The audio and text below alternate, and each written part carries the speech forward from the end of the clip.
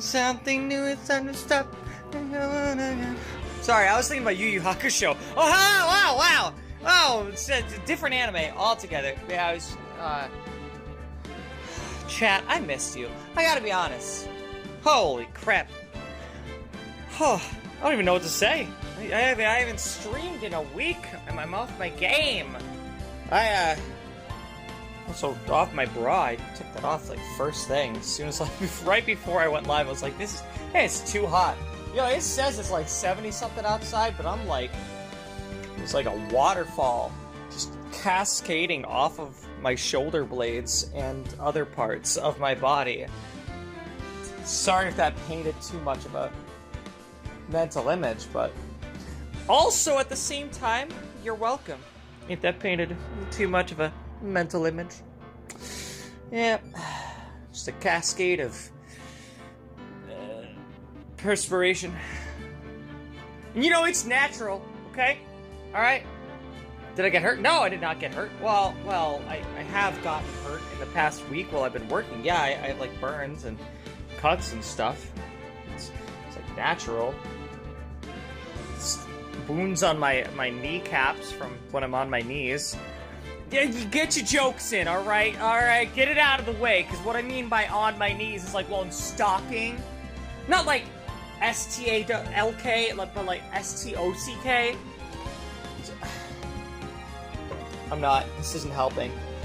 Look, I missed you guys. You know the hardest part? The hardest part about this whole week, and you know, weeks like this, is not the 60-hour work week that I just did over the past 5 days. It's not being here with you. It's not being able to stream with y'all. You really haven't streamed in a bit. You've missed. I missed it! I had to keep all my jokes in all week. Do you know how hard that is? That's what she said. Oh, we're off. Oh, wow, we're on a roll. Hello and welcome to another exciting Let's Play. It's your girl, Kayleigh Alyssa here, and welcome back to Phoenix Wright, Ace Attorney. It's the chief, right? The chief did it? You know what I'm calling it? It's the chief. It's the police chief. I'm calling it. Well, I haven't seen any actual evidence that he did it, but I'm calling it. It's the police chief. There's too many red herrings, I'm telling you. They're red herrings, they're all fake. Fake news! Fake news! Oh, speaking of news, you know, I've been watching is it Flotilla or is it Flotilla? I feel like it's Flotilla, because that's how tortilla is spelt. Where, Greta Thunberg and other, you know, human rights activists are on their flotilla of boats bringing relief aid to Gaza. So yeah, I've been keeping up on that. I've been watching it live stream, you know, right here on YouTube. You can find it. It's super easy. It'll be like 4 different cameras of like 4 of the ships, and they'll switch out some of the ships while you're watching it. How I initially said it, it's flotilla. Chief Keef did it. I missed you guys. Of course I missed you guys. It's not a board tortilla. Well, maybe it should have been. They should have thought that through. They should have taken a boat made out of tortilla, and then they'd have more food to bring to the, you know, to the refugees, survivors. What are we calling them? The humans, obviously, which is why I'm glad that they're doing what they're doing, because human lives are at stake. So. Anyways, I don't want to get political, so I'm just gonna play the game.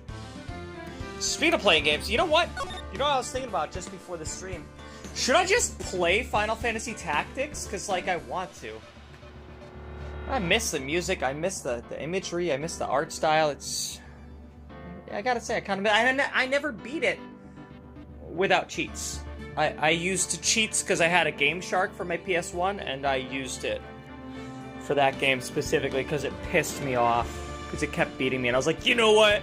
I've got a Game Shark. Take that! Take that! Yeah, load it. Yeah, load it! Load your content, daddy. Sorry, I'm sorry.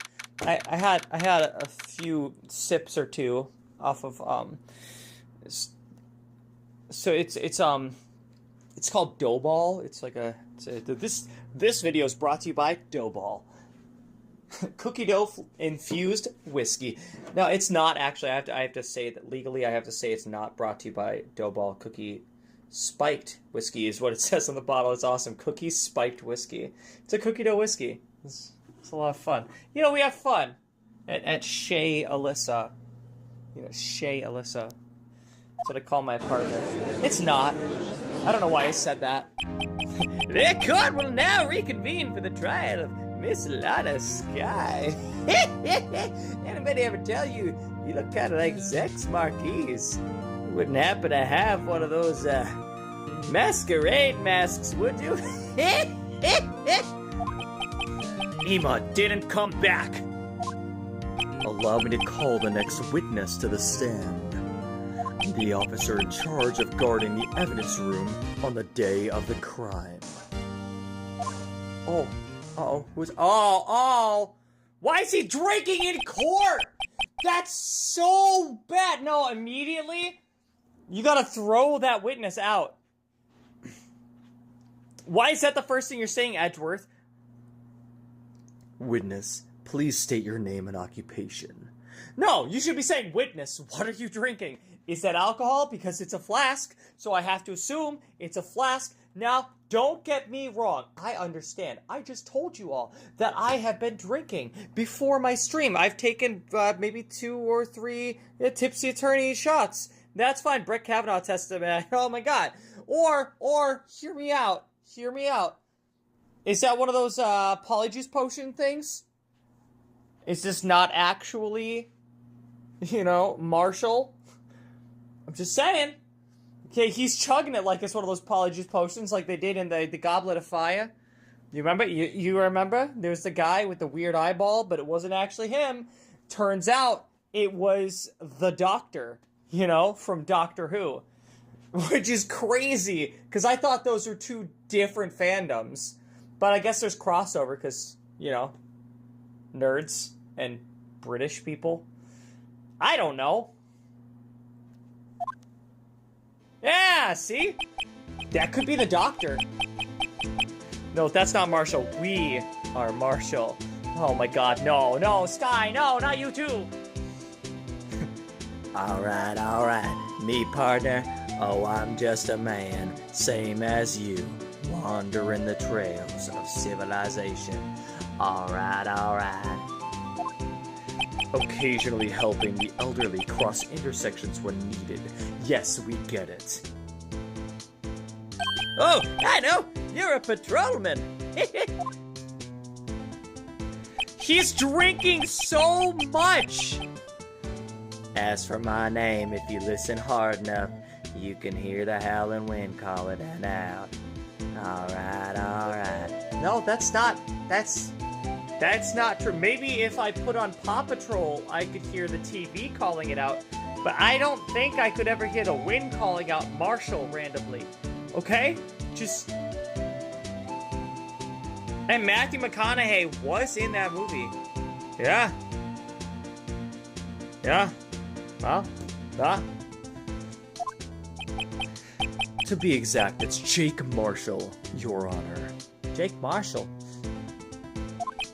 Howling wind? Well, I've never heard Edgeworth described that way before.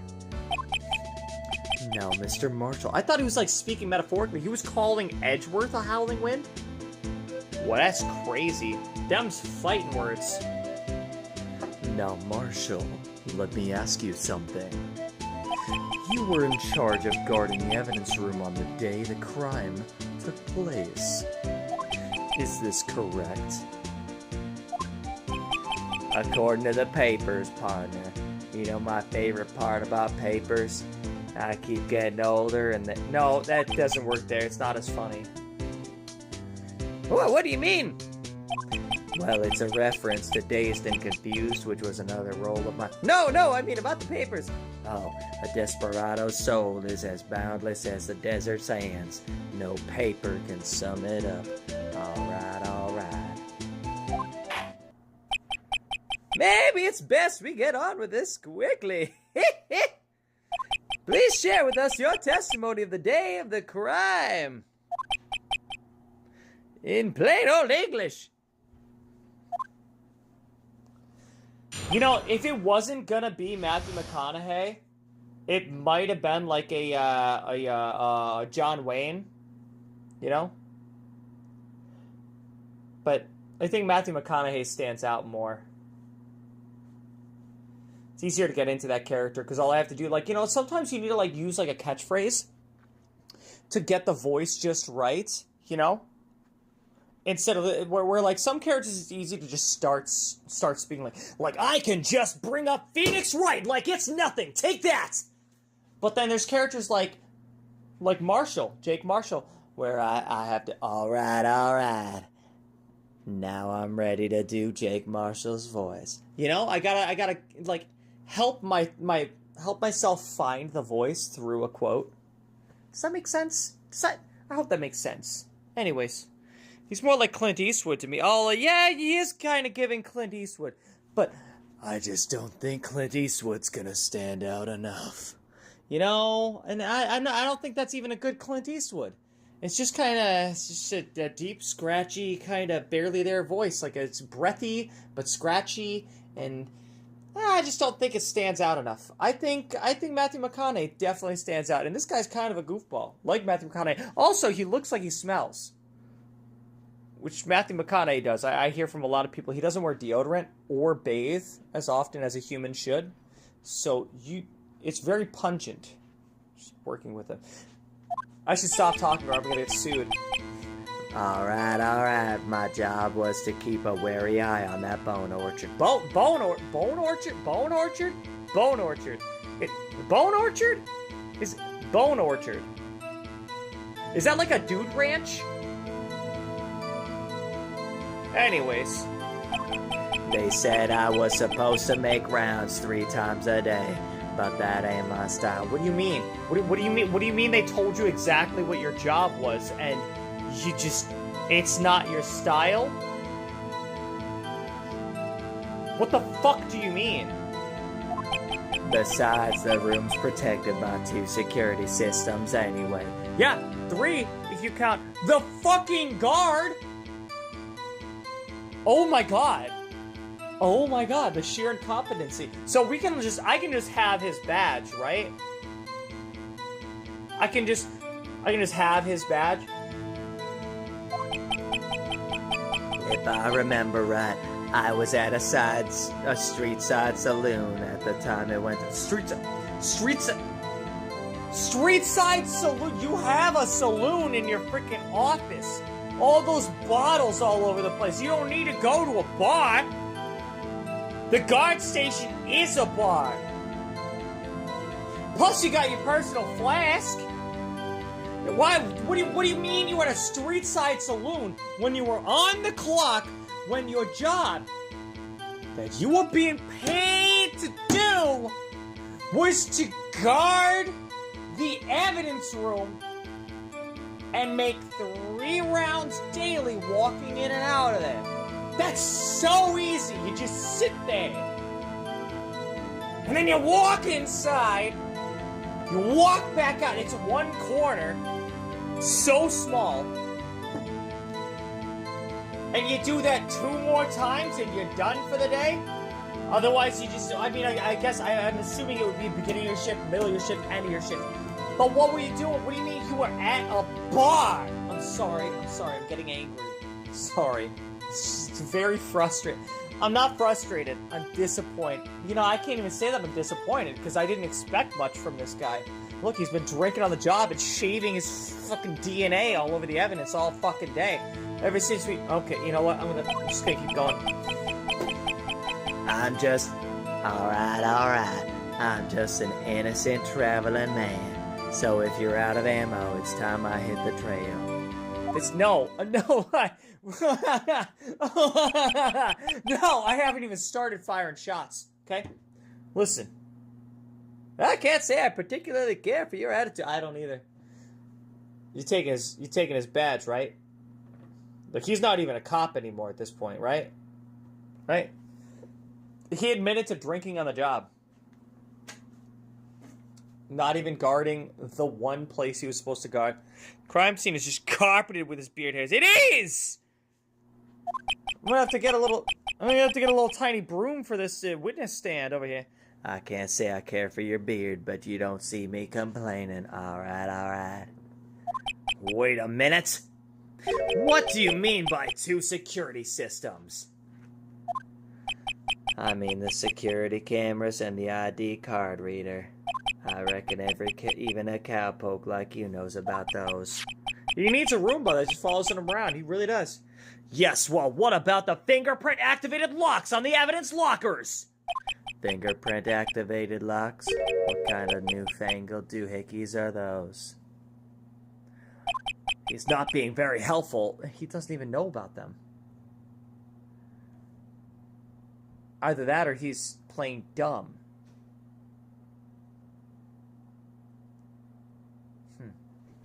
Okay. I have a feeling he genuinely does not know about them. He's not that good with machines or with following orders, Cloud. I mean, Phoenix.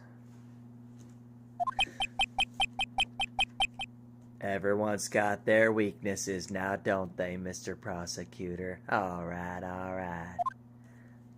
This one seems like trouble. Lock him up. I mean, okay, Mr. Wright, he's all yours. Yeah, hell yeah, he is. I'm gonna tear this guy apart. I'm gonna give him a new hole to drink out of. My job was to keep a wary eye on that bone orchard. What the fuck do you mean by that? How exactly did you keep an eye on the evidence room? I didn't. I was at a bar. Fuck off.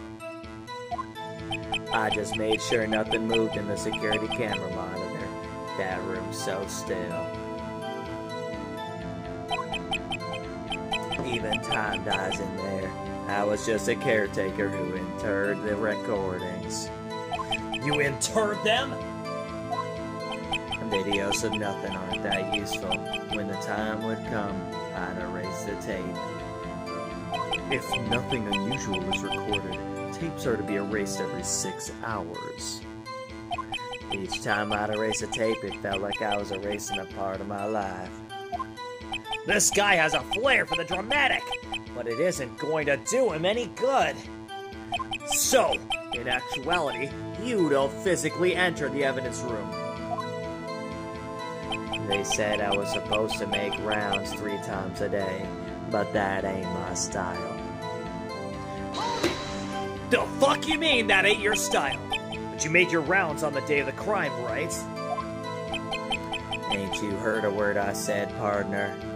I told you that ain't my style. I'm afraid I don't understand. No desperado I know lets rules get in his way. No desperados I know join the police force. Oh, Officer Marshall, on the day of the crime? Just between you and me, I didn't set foot in that evidence room that day. But don't we have, like, fingerprints and stuff? Holy cow, there's a lot of evidence. The Joe Doc killing solved 2 years ago.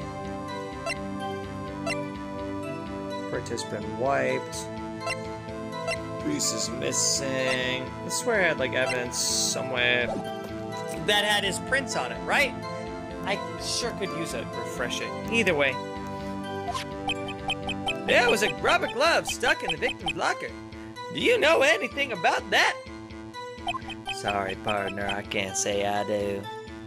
Haven't been in that crypt in weeks. How does this guy avoid being fired? Besides, the room's protected by 2 security systems anyway.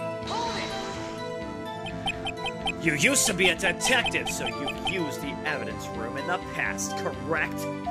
Of course, back in the day, my locker was a gold mine of evidence. And yet you didn't know about the fingerprint locking mechanism? Sorry, partner, I ain't good with machines. I couldn't even tell you how my bike works. That's quite incredible. The sensors on the locker handles cannot be seen. You can clearly see the thumbprint scanner right there. It's right there on the handle, facing us right now. The little gray square that's inside that darker gray rectangle. Clearly, that's the fingerprint scanner. Obviously. What do you mean you can't see? I am looking at it. It's well known that some detectives are unaware of their presence. Are they blind? Do we have blind detectives on the force? I'm sorry. We're starting to turn into JonTron there for a second, and I apologize. A little out of hand. Very sorry. A little out of hand. Now that he mentions it, Detective Gumshoe said something like that too. At any rate, it doesn't seem that this is relevant to the crime. It is. It is. Can you tell us what you were doing when the crime took place? I need to prove that it is. I need to prove that it is. If I remember right, I was at a street-side saloon at the time it went down. That's insane.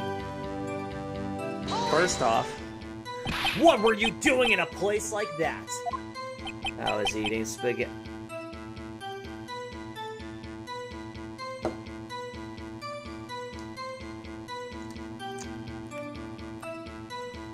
You guys can't see me, but I'm walking back into the kitchen to take another swig off my cookie dough flavored whiskey. Because I can't right now.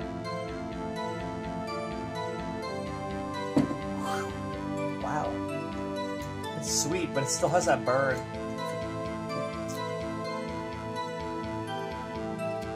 That's not what I thought of, Pink Mag, if I like where your head's at. No, you know what I thought of? What is this guy, Charlie? He's gonna start asking if they have a spaghetti policy? Do you guys have a spaghetti policy? What's your spaghetti policy here? Yeah, do you guys have a spaghetti policy? Wasn't he at like the zoo, or where was he? He was somewhere. Where was he? Was he at like a museum? He brought spaghetti in? It was something. Oh, crap, I can't remember. Where did he bring the spaghetti? And he was asking about their spaghetti policy. I don't do a good Charlie. I don't, okay? And I will never pretend to. I would have to practice. I'd have to watch it again some more for like the 4th time. But there was an episode where he had a spaghetti episode where his plan for the day was to eat spaghetti, and then some bird swooped in and said, "Hey, we gotta go do this thing," and he was like, "Well, can I bring my spaghetti?" And so is this Charlie? Is he doing a wild card? Is he asking about your spaghetti policy? Do you guys have a spaghetti policy here? Not even Angel steak lunches can beat that Parlor's Vongole sepia pasta. Sepia, what is it, like, have golden hues? Oh, that reminds me, golden hues. Hey, Chet, you know what I did today after I finally had half of a day's work instead of a full 13-hour shift for the first time in 5 days?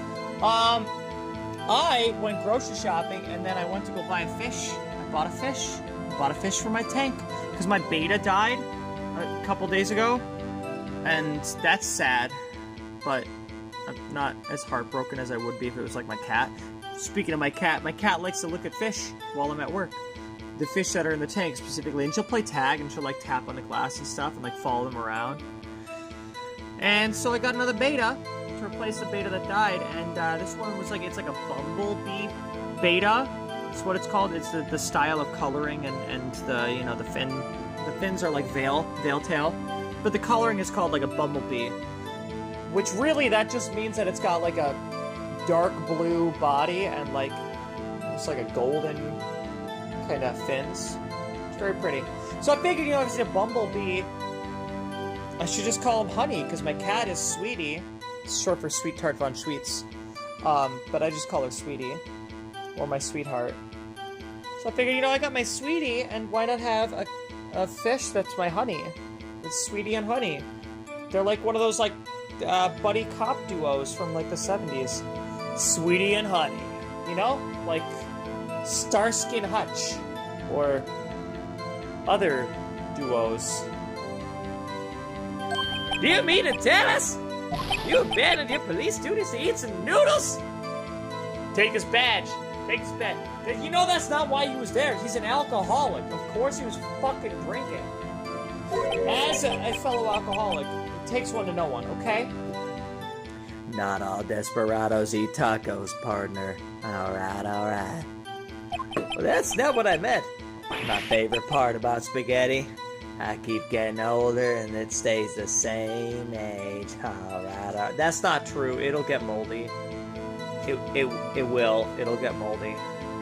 That's not what I meant. I hope this has been at least taught you a lesson. That's strange. This is usually where Edward says.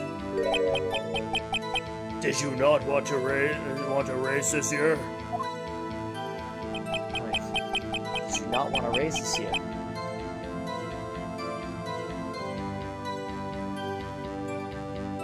Because Edgeworth told him to say he was in the saloon.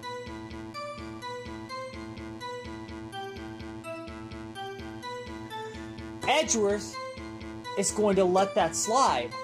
He's not going to point it out. He's not going to bring attention to it. He wants us to brush right past it. Because he wants us to think he was in that saloon. When in fact he wasn't.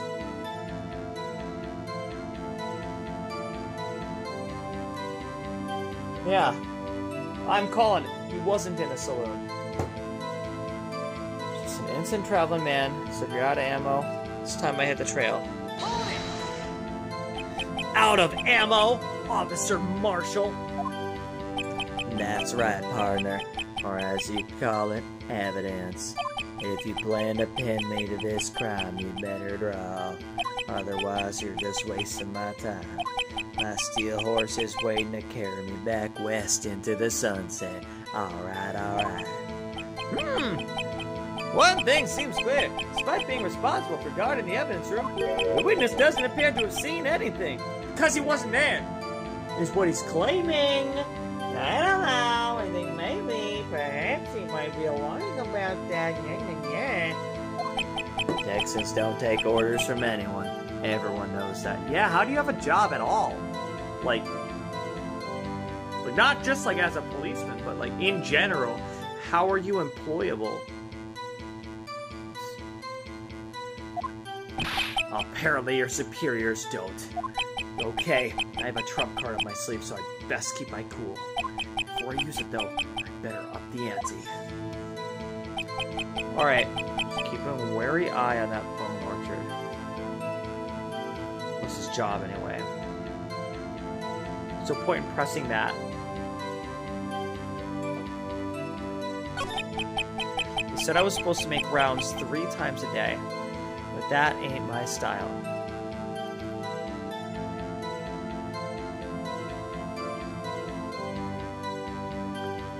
Can't really argue that either. Besides, the room's protected by 2 security systems anyway.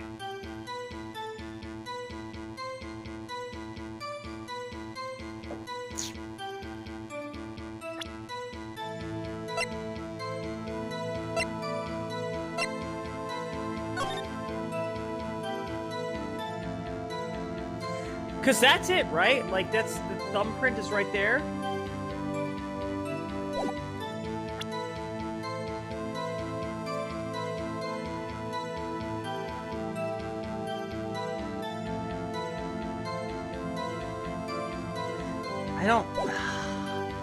I don't think I'm supposed to present that here. But it does feel like something I could argue. If I remember right, I was at a street side saloon at the time it went down.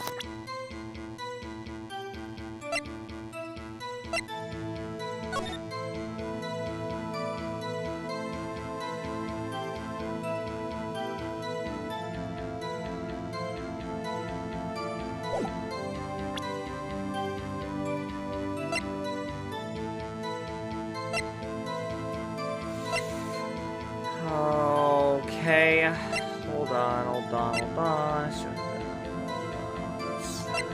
do I do here? It's not that. God, I don't know what to do here.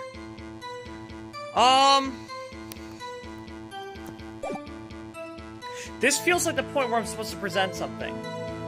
But I don't know. What do I present? out with Andrew's car, blah, blah, blah, blah, blah, blah, blah, blah, blah.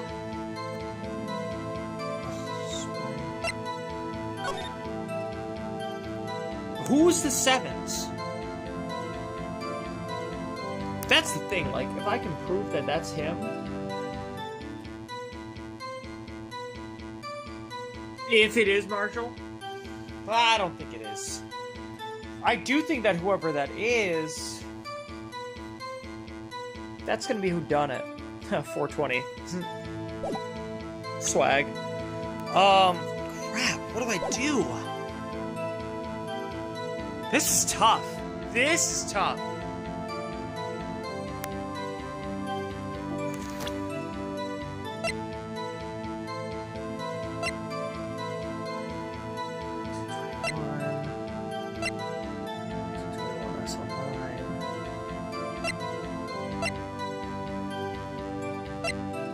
That is the SL9.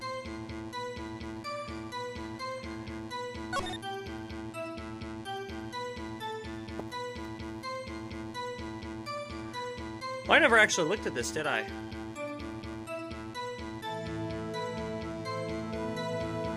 Neil Marshall?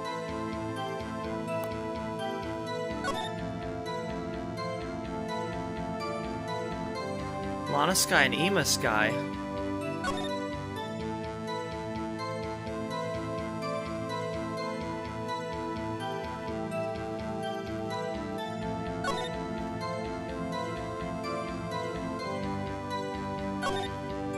Neil Marshall.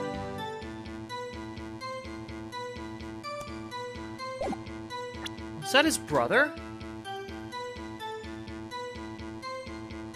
Huh.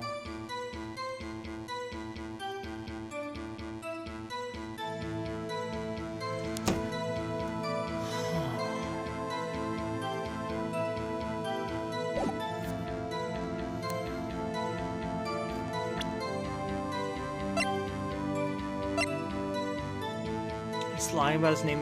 No, because...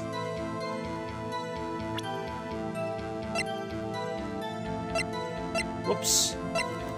Check. Because that's one of the victims. Investigator Jake Marshall. Was he investigating the murder of his own brother?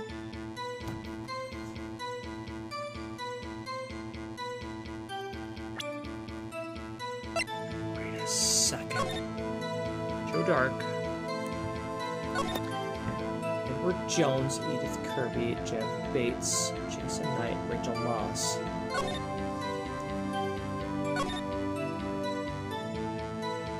Nobody else really seems to have familial ties to these other people, but...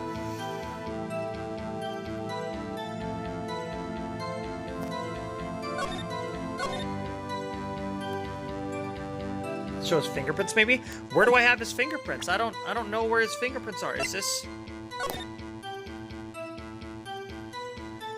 Was this the one that was his fingerprint?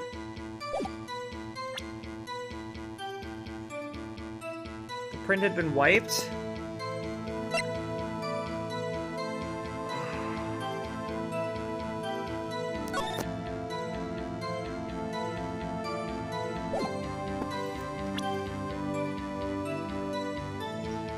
Oh, crap! This is hard. Yes, I am streaming! I am indeed. I'm trying to, anyways. I don't know what I'm doing. I don't know the next step. Yes, present that. Okay. I'll do it. Oh my god!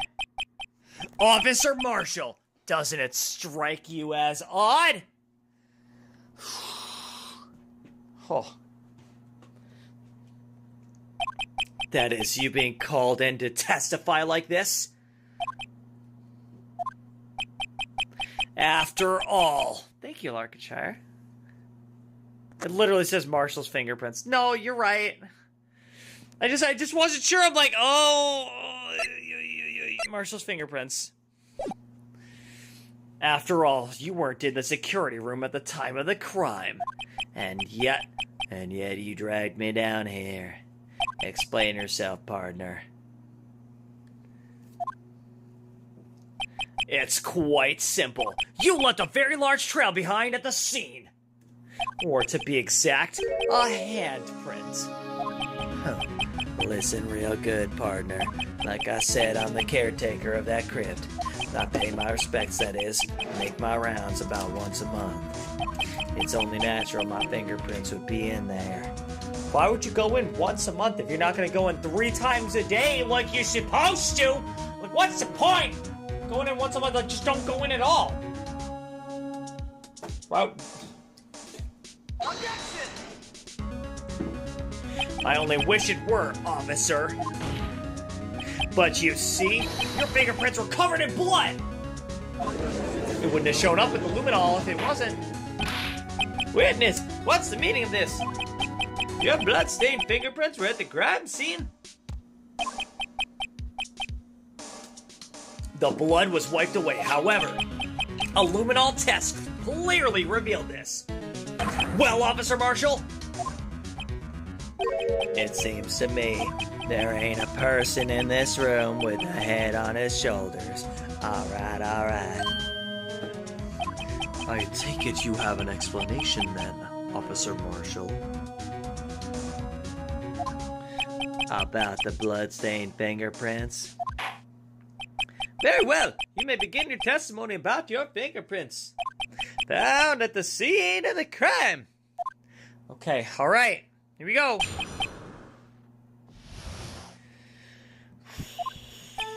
Like I said, it's only natural for my fingerprints to be in that evidence room. One of them just happened to be at the same place as the blood-stained handprint. The murderer touched the locker where my fingerprint was by chance. No. The blood stain and the fingerprint are completely unrelated. It's in the exact same position? I understand that it's possible, but what are the odds? Never tell me the odds!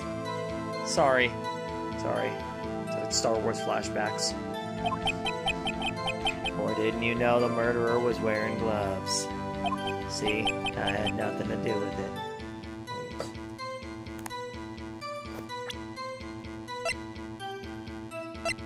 Is that true? Is that true? Is that true? Hold on. I'm sorry, chat. We gotta watch this again for like the 4th time. No gloves.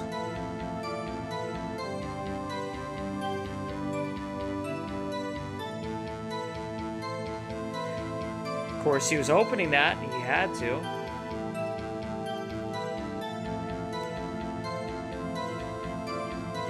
No gloves.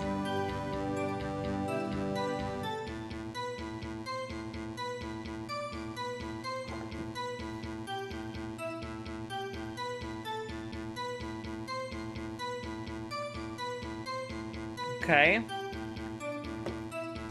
Is he talking about the gloves that were found at the scene?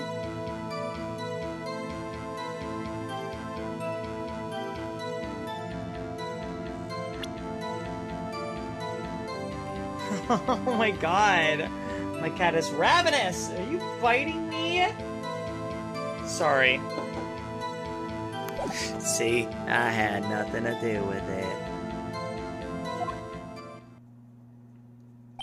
Meekins died? No, Meekins didn't die. He got knocked out right after he murdered Goodman. Supposedly. But also, Lana Skye murdered Goodman. Supposedly. Allegedly. The witness's explanation appears valid.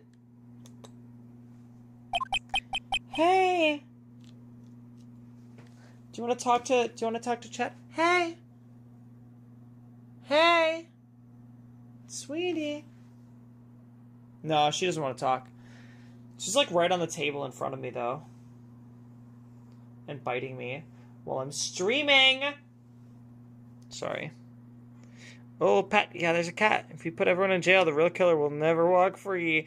Just lock them all up. Hey. Stop. Leave my Rick Cola alone. Life wouldn't be fun without any doubt, partner. Alright, alright. That's why I never look at IDs. What? Alright, alright. The defense may now cross-examine the witness. This guy's hiding something. I can feel it! Hey. Now's my chance to prove it. He's hiding something, all right. How would he know about the glove? Babe, leave my cola alone. I'm sorry. She keeps like trying to sniff at the cola, and I'm like, babe, I swear to God, if you cat that cola over, yeah, I know, chat. Anybody who has a cat, you know what I mean when I say cat that cola over. It's a little can of RC cola. I swear to God, if she just like bats it over and it's just sideways, I'm gonna be so upset. So now it's in the fridge, and I don't have a soda.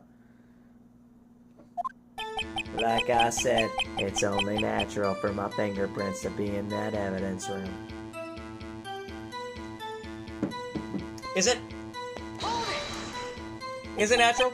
That's because you, how did you put it, pay your respects once a month instead of 3 times daily like your job requirement says to. No cup is safe from a... Yeah, no.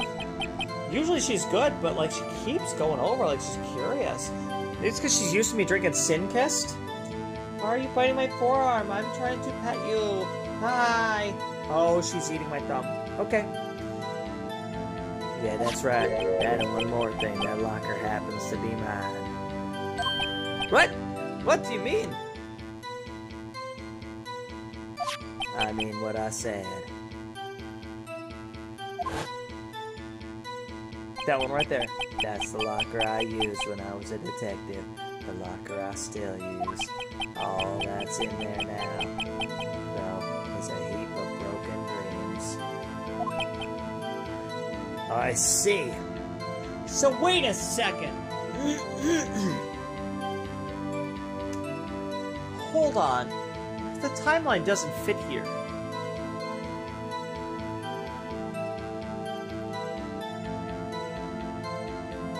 With the whole... The blood is still there, technically, because they didn't properly clean it. So you can see it with the luminol, and also in his fingerprint. Because if somebody did clean it, wouldn't the fingerprints be gone? And the blood would remain? That doesn't make sense. If somebody wiped it clean, the fingerprints would be gone. The oily residues for the fingerprints would be gone. The blood would remain. Technically invisible, but with luminol you can see it. Right? I don't know. It'd be strange if my prints weren't all over that locker. Apparently his fingerprint data was never removed from that locker's programming. He must have been using the fingerprint lock all this time without ever knowing it.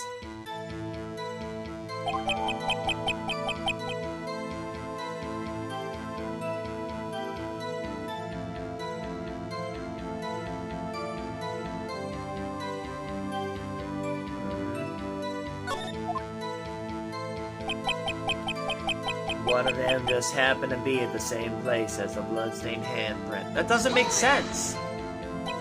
So then, what about the bloody handprint? Wasn't mine. It's no mystery. Please explain. My locker is covered with my fingerprints. It's just so happened. The murderer touched the locker where my fingerprint was by chance. That does... No, I don't believe that. The chances of that happening are 1,000,000 to 1! Yeah, where it's... The fingerprints are placed directly where your fingerprints were? Nuh-uh. Also, if that was the case, wouldn't we also see the murderer's fingerprints in the exact same position as well, which would make your fingerprints be covered by their fingerprints? I don't know how fingerprints work when you overlap them, but wouldn't it kind of just be like a would at least be the murderer's fingerprints or a mixture of the two. So like overlaying, the lines are overlaying each other and you just can't get a discernible fingerprint because they're both present. And I don't know how this works, okay? I'm not a freaking forensics analyst, whatever. That's Ema. That's what I have. Ema! Where's Ema? Oh shit, she's not here today. Crap! I guess I am with forensics today. Fuck. On the contrary, one would argue just the opposite. The chances of that not happening are 1,000,000 to 1. How many times did you touch that locker? Because then that makes all the difference. Where are your other prints? Or are the prints just in that one specific spot? Because I didn't see any of the prints. Huh? Get one thing straight, partner. You ain't gonna get no reward from me with a mere hand fingerprint. You wanna know why? The blood stain and the fingerprint are completely unrelated. You can't say that without a certainty. Unrelated? No. We can't. Well, I guess they'd argue that the burden of proof is on me. Fuck. No, it's not. Well, wait, hold on. No, I'm the defense attorney. Burden of proof is on the prosecutor. You dongle? They're as different as night and day. They are literally on the exact same spot. The three fingerprints that are visible on that hand are where the three fingerprints are that match you. So I don't understand why this isn't. Kinda like cereal and cereal. You dongle? Yeah, dongle. I said dongle. This USB, this you some bitch. Because you know what? He's a dongle because he's a USB. He's a USB. You son bitch. Hey, cat.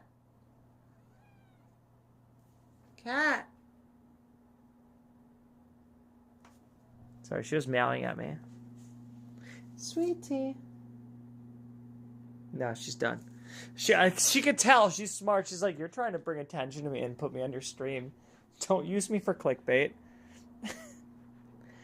One's got to do with breakfast while the other's a type of murder. You eat cereal for breakfast? That is a snack, sir. That has very little nutritional value. You should not be eating that for breakfast. I mean, granted, this is coming from the person who eats, like, ramen for breakfast, but... Shut up. Quick. He's right. Although seemingly alike, they're totally different. No, no! Judge! No! You believe anything somebody says out loud with words. I swear to God. I don't see what homonyms have to do with this. Cats are the third smartest animals in the world? Really? You're the third smartest animal in the world. Sweetie.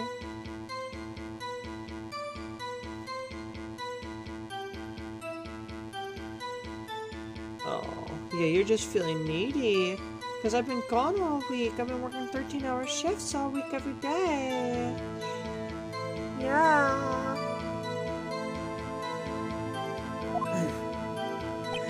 Or didn't you know the murderer was wearing gloves?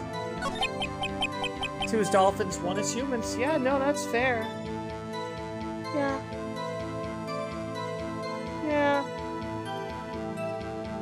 I can't let him squirm out of this one. I've got to find something decisive to tie Officer Marshall to this crime. It's only natural for my fingerprints to be in the evidence room.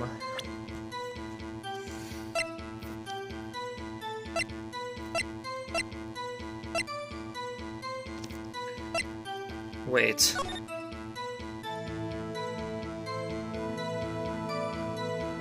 I wish I could speed this up.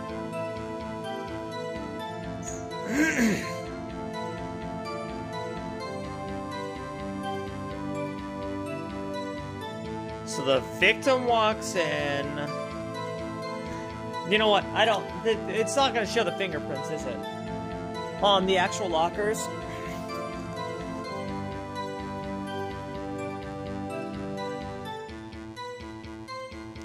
It's only natural for my fingerprints to be in the evidence room.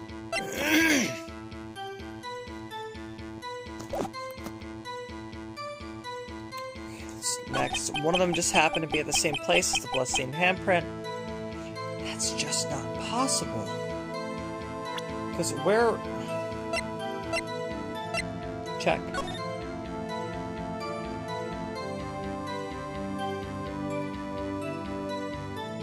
Now, in order for his hand to be there, right? Okay, just go along with me, chat. For his hand to be there,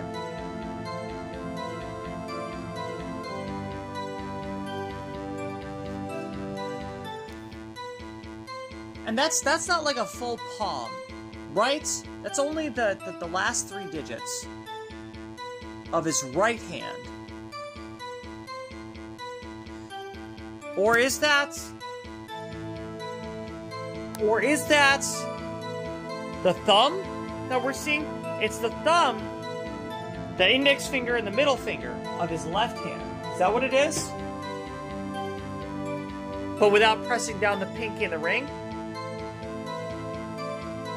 Yeah, that's what that is. So you can see the way that with the last knuckle of the thumb, where the meat is. No. Just hear me out, Olivia. Hear me out. It's funny, but hear me out. So that's not like... He wouldn't put his hand there if he was trying to unlock his locker. Because then he'd be facing down the hall where that's placed. Because that was the last locker. Right outside the door. Or first if you're going in. But last if you're going out. So I guess it'd be first if he's going in. His hand placed there. For leverage, maybe. But if he has the first locker as soon as you walk in, he wouldn't need to move any further down, right? This is implying that he had his hand there, placed there, on that locker, as if he was moving past. Somehow, you know, for whatever reason, he needed leverage. He needed to, you know, put his weight on the wall. The locker wall, as it were. Maybe he's stumbling. Maybe he's had a little too much to drink. If he was just checking his locker, which would explain why a fingerprint would be on his locker, just to open it. Why would it be his left hand? A partial print that far away from the locking mechanism. Sure, you could argue that he was doing as rounds, but it doesn't make sense why it would be there like that, because that's not... Yeah, that's not the middle finger, ring finger, and pinky of the right hand. Yeah, that is... Now that I see it again, that's clearly... middle finger, index finger, and thumb of his left hand. Why is that there? It's almost as if, like, what I'm picturing is he had to press up against the locker to let somebody else pass through. He was coming in as somebody else was leaving. That's the only thing that can make sense, as I'm trying to visualize what he would be doing with his hand like that in that position. Because it's not to, you know, like, lean up against the locker while he's unlocking it. Like, use his right hand to unlock with his left, because that's his left hand. It's clearly his left hand. So what was he trying to unlock the locker next to him? To the right of his locker? It's got to be relevant. The positioning of the hand has to be relevant.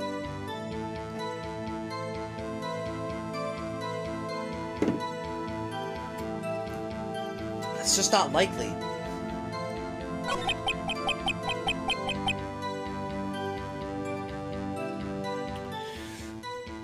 If he's claiming that the murderer had blood on his hand at this moment, where the murderer's bloody hand touched exactly where Jake Marshall's handprint, that's the key. It makes sense that Jake Marshall's handprint would be in this position if it was just to pass by while he's doing his rounds. But why would the murderer's hand be in that position? I was thinking about this all wrong. The murderer's hand was what he's claiming was blood covered, and like that, just happened to touch in the same spot. Why would the murderer have blood on his hands as he's turning back into the evidence room? That's impossible! He wouldn't turn back. Any murderer would be on their way. They're gone. Why would the murderer touch right there with their left hand? I get it if it was the right hand and they were trying to get leverage and maybe they stumbled a little bit, maybe they're like, oh god, they're distraught. Maybe they're distraught and they need a little, you know, put a little weight on the lockers with their right hand, but that's the left hand print. It's clearly the left hand print.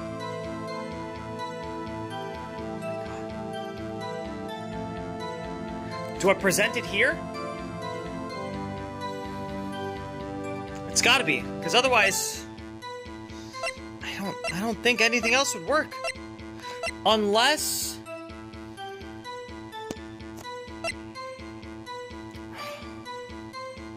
God.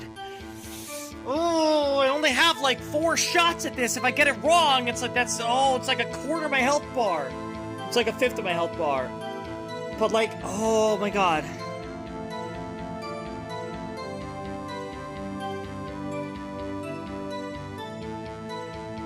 Oh.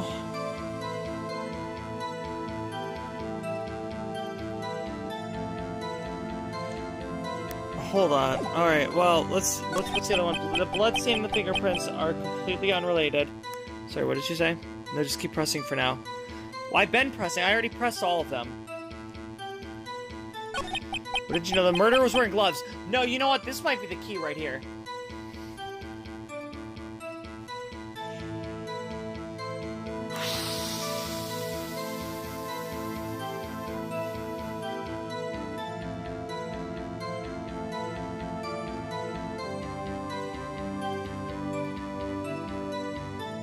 Where did you know the murderer was wearing gloves?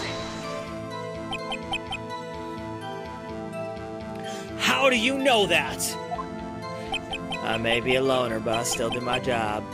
I keep up on the reports. I should have been pressing the other ones too. I just realized that. I just skipped right through them, didn't I? It's fine. There was a bloodstain at the scene, thought to be left by the murderer. That's right. It was found on Detective Gumshoe's locker. However, no fingerprints were detected on that handprint. Oh yeah, I think we tried that too. So that would mean murderer wearing gloves happened to place their hand on top of Officer Officer Marshall's handprint. Sorry, I was having a stroke. That's the only logical conclusion. The logical song? Sorry. Are you starting to get the picture, partner? The picture? The seal of blood. In the desert, it's just food for buzzards. That's dumb. There's only one reality, and that's this. What? That Detective Goodman knocked out the Weasley little police officer, Officer Meekins, simultaneously at the same time that Meekins killed Detective Goodman? Stabbed him? Come on. It's the most obvious red herring. The security tape. So long as my trail isn't in there, you can't say otherwise. This isn't getting us anywhere, Mr. Wright. Please consider carefully where you're going with this cross-examination. Yes, Your Honor. Now then, continue your testimony, Officer Marshall. Too bad it wasn't me in that video, right, partner?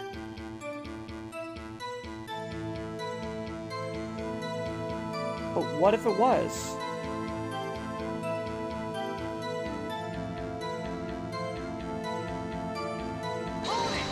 what if it was? We couldn't see Goodman's face. What do you mean by that? You want to tie me to this crime, isn't that right, partner?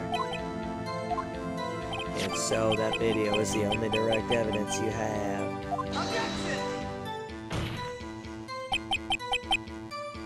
But that video is next to useless! It's full of blind spots. Blind spots? Places you can't see. The camera's panning back and forth. The floor isn't shown. If someone was familiar with the camera's position.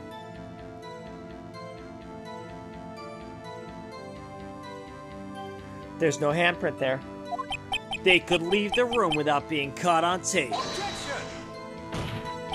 We don't have time for your speculations, Mr. Wright. That's all we have time for. Edgeworth! My speculations got you off scot-free.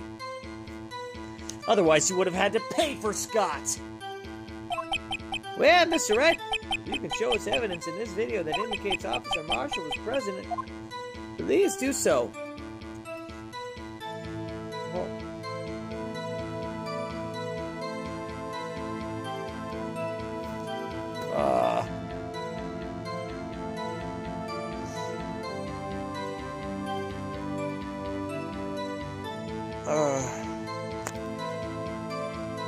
Otherwise, you'd have to pay for Scotch. Wait.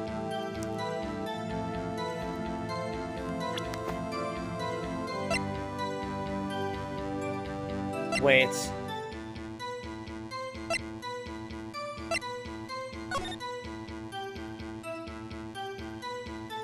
I wish I could speed it up. Show evidence I believe in you. So the locker's already open. First off, that's a bad sign, right? Like, it clearly looks like somebody else already opened it. Mainly Goodman opened it. Or the glove was jammed in there so that it would remain open.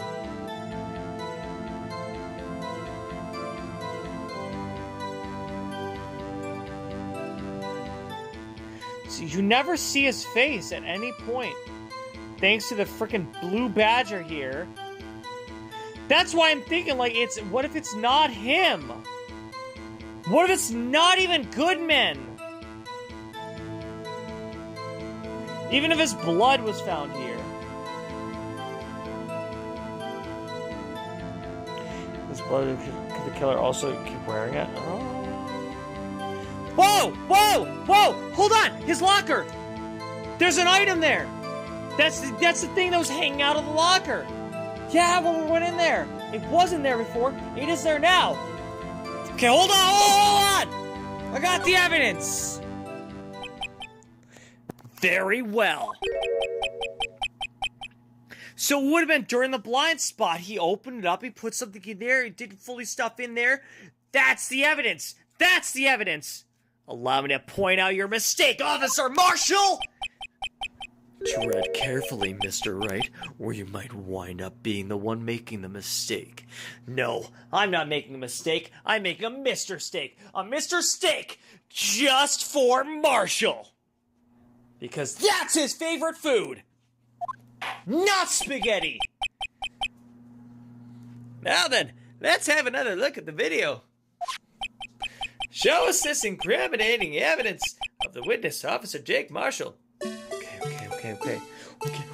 We're gonna beep, beep, beep. This is, oh god, I hate this music. It's giving Five Nights at Freddy's, and I hate it. I hate it so much. It's so hard to listen to with the camera feed and everything, and the blurriness and the everything. It's not there. Okay, it's the next time around. Okay, he probably crawled on the floor. And wait! Right there! Right there! That boy right there! Take that! You son of a bitch! Bringing our attention back to the security camera is a mistake I'm afraid you're soon to forget. Or you'll soon not forget. Officer Marshall! The days are short in Texas, and so are our tempers. Stop speaking in metaphors! Could you sum up what you have to say in 8 words or less? Very well. You can clearly be seen in this video. Exactly 8 words. Not bad, partner. Can clearly be seen in this video. Wow. Huh. Huh. No, I didn't just count that on my fingers. That'd be crazy. The key lies in a certain locker shown in the video. Don't make me watch the whole thing again, I swear to God. That locker with the white cloth sticking out. That was the witnesses, I believe. Now then, let's rewind the video a bit.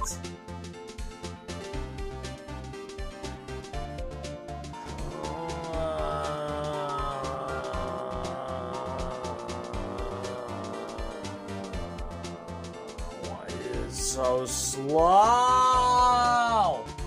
Sorry. Oh, the white cloth. It's gone. What's the meaning of this, Officer Marshall? When the crime took place, the white cloth wasn't there. Then it suddenly appeared. There's only one explanation. Officer Marshall, you were in the evidence room at the time of the crime. What's more, you opened your locker when the camera was turned away.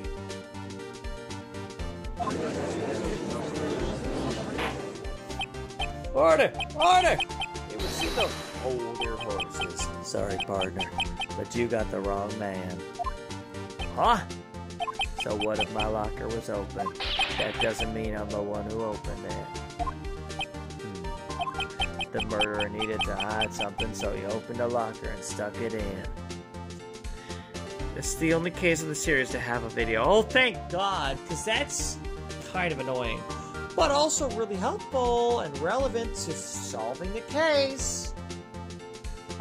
It's not my fault he happened to choose mine. Why is everyone staring at me like I'm a wanted man? This guy isn't just plain dumb. He really doesn't know. He really doesn't know. No, he really doesn't know.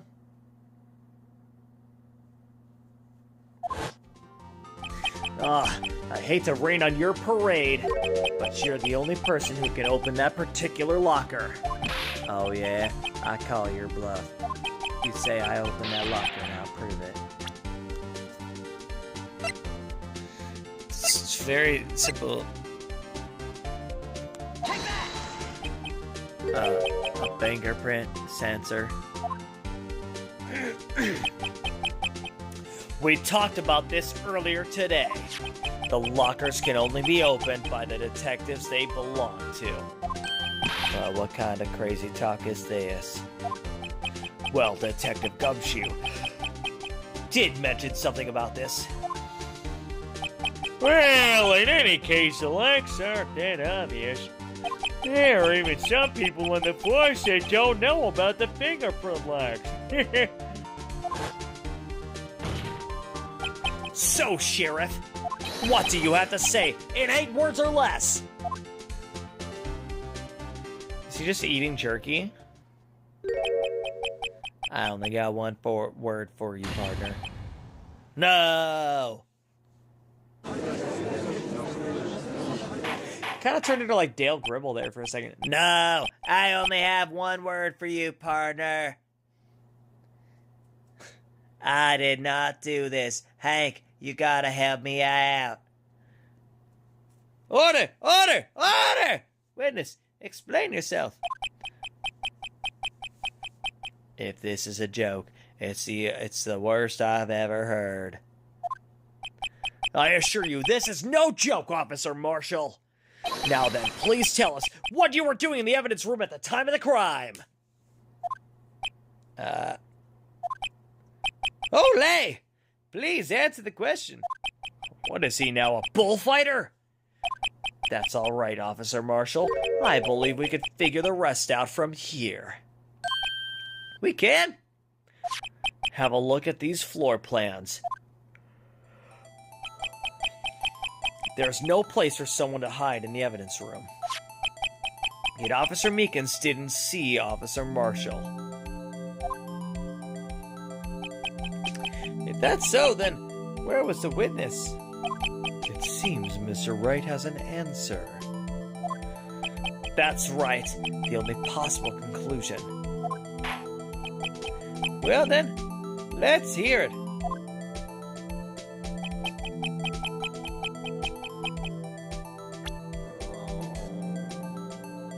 I don't wanna. I don't wanna! No, because this is gonna implicate Lana Skye.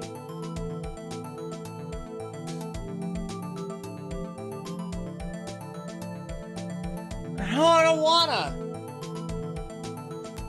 Clearly it's V. Because K was Meekins. V.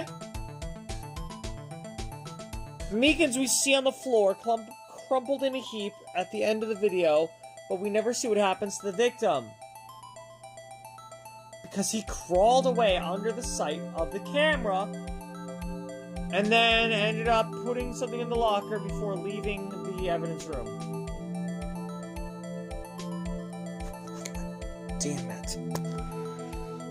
Because then if we prove that he wasn't actually here, if we show that Goodman wasn't in the evidence room and this isn't where he was murdered, then it only further implicates Lana. Because then he must have died at the parking garage. Fuck! Oh, this is the worst possible scenario! Take that! Damn it! Officer Marshall was standing right here. There, but that's where the victim, Detective Goodman, was. Yes, he was Detective Goodman. We didn't see his face the entire time during the video. It was Marshall. Arg. Correct, unless the man wasn't Detective Goodman. I believe the victim in the video is Officer Marshall. Hopefully Edgeworth doesn't catch on. Or anybody else doesn't catch on. That's what just happened, is that we proved that the murder didn't happen here. It was you, dressed up like Detective Goodman!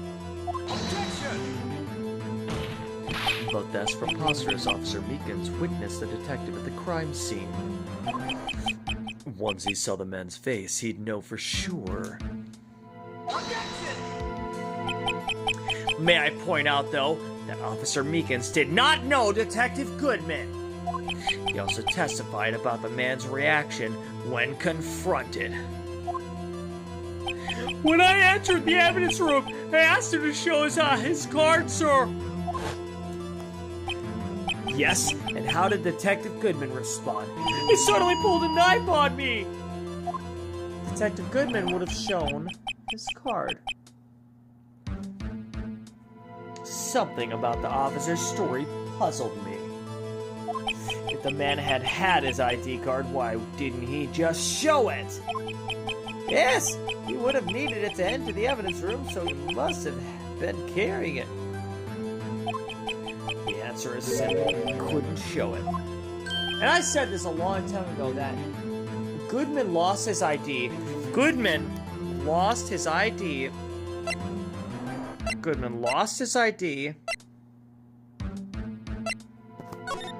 at this time. At the time when this lost item report was being filed. Right? Bruce Goodman has lost his ID already. So at this point, somebody else, I don't know when he had filed this report, but somebody else had used it to log in at 5:14. Immediately after Mike Meekins walked in.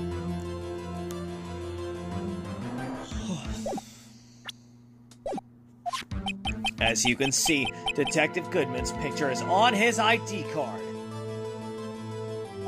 Oh, I get it. If he showed that, his cover would have been blown. That makes sense.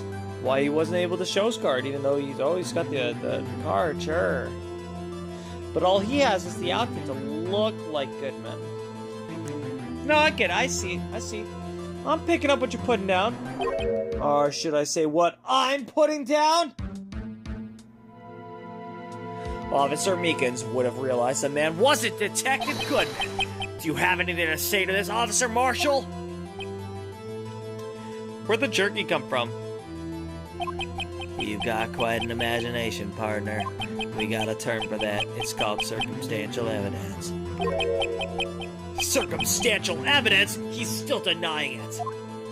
You're gonna have to do better than that to break a detective, unless you have hard evidence proving I dressed up as the victim. I can't say I particularly care for your uncooperative disposition. I can't say I care for your beard, but you don't see me. You already said that, you jerk! Well, Mr. Wright, do you have any evidence proving beyond a shadow of a doubt that Officer Marshall dressed up as the victim? Well, who am I kidding? I don't have anything like that. I can see the fear in your eyes, partner. Seems you're the one who couldn't take the desert heat.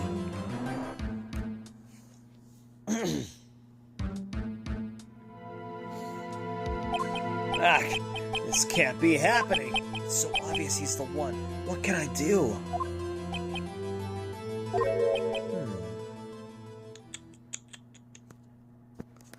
It's always Phoenix's burden. Yeah, right? It should be on the prosecution.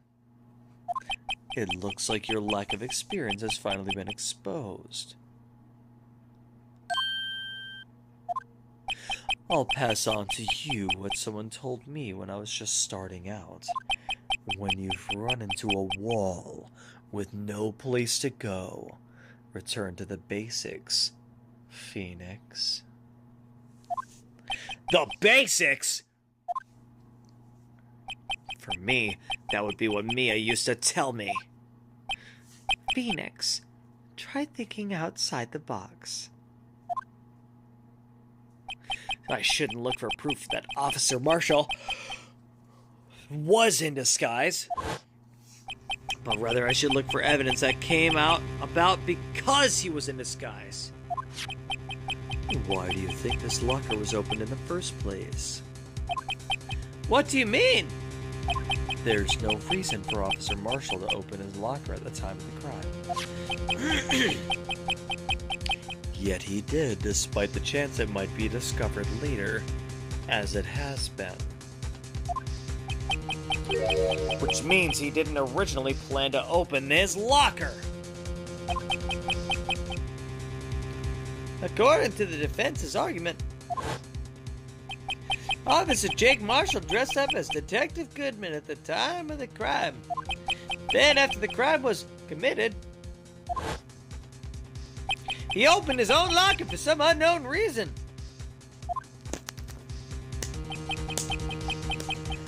The fact that a white cloth is sticking out of the locker seems to indicate that he opened it in order to put the cloth inside. So, just what exactly is this piece of cloth? Perhaps the video is the key to all our unanswered questions. I don't have any evidence, so the video's my only shot. No!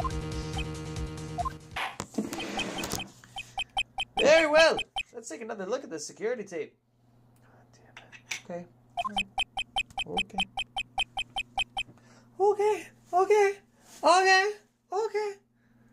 I sound like one of those Loco Roco characters when there's like a spiky thing nearby. Okay. For those of you who have watched my Loco Roco Let's Play, if you know, you know. Take a shot every time they look at the video. No, well, here I am. You know what? Ugh. That's a great drinking game. Oh, it tasted like cookie dough at first. Not so much anymore. Now it's just the burn.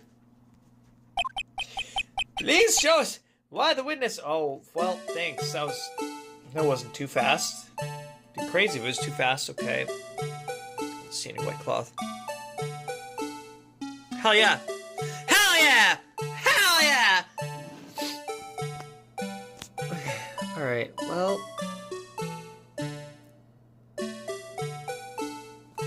Let's look at his outfit. Is there like... So this is a glove.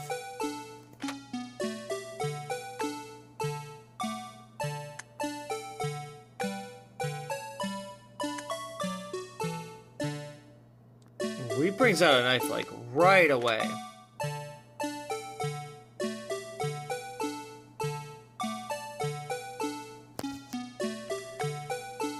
He's got blood on him now, which he didn't have before. Okay. He slices him on the face.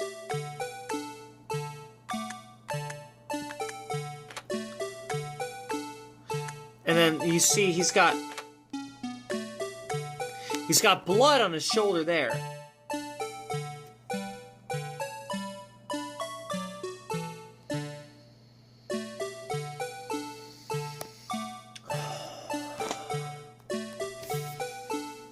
That's the evidence, right? The white cloth is the jacket. Take that! He had to hide the bloody evidence now. For some reason, you disguise yourself as Detective Goodman and enter the evidence room, though I don't know to what end yet. Yet. However, something unexpected happened. Officer Meekins barged in on you. When asked to show your ID card, you pulled a knife on him. However, Officer Meekins panicked, and the white coat you were wearing was soiled with blood! A bloody white coat!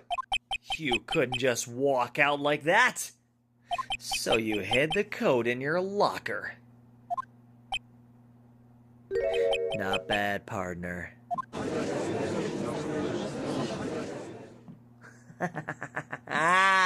Yeah!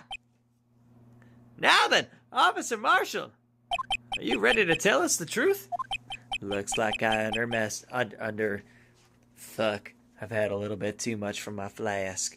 Looks like I underestimated y'all. Chad, I gotta say, this is the start to a great weekend. It's gonna be a great weekend for me. Look, I got Triple Play Wednesday. I got today, but more. You know, what's the little cherry on top of this delicious weekend Sunday? So I stopped at the grocery store and I bought myself some spicy sweet chili Dorito tortilla chips and some nutty buddy bars. The chocolate with the wafer and the peanut butter. Little Debbie's. And some bagel bites. It's been a while since I've had bagel bites, but I'm like, you know what? I'm feeling nostalgic. I need something delicious because tomorrow morning I'm gonna start my day off really crappy. That's why I got not peanut butter whiskey, the cookie dough whiskey. It's because spicy sweet chili Dorito tortilla chips. I did just like when Marcus the Worm said it. Robert, help. I've lost my spicy sweet chili Dorito tortilla chips. Yeah. It's actually, like, unironically, like, that used to be my favorite Dorito chip, and I haven't eaten it in years. And then Marcus the Worm became popular, and I was like, he likes spicy sweet chili Dorito tortilla chips? That's my favorite, too. Maybe I'll also have that, because it's been a while. And, you know, it's been, like, months since, like, you know, Marcus started showing up on my For You page. But now here we are, and I bought the chips, and I'm like, they're just as good as I remember. But tomorrow I'm going to have a shitty morning, because I'm going to get shot in the fucking face by a laser, for laser hair removal. I've got, like, 12 hairs that are just stubborn, and that's fine. And I mean that. It's literally like a dozen hairs on my face that I'm like, you know what? I paid for the lifetime guarantee. I might as well. Don't judge me. It's worth it. If you know, you know. Just, just try it out. It's worth it. Totally worth the pain. I feel so much better about looking at myself in the mirror. I hope you're happy now, Mr. Edgeworth. 2 years ago, if you were only half as persistent then as you are today, we all wouldn't have to be here now, would we? Now, would we? Now, all right. Officer Marshall, tell the court what you did. All of it. All right.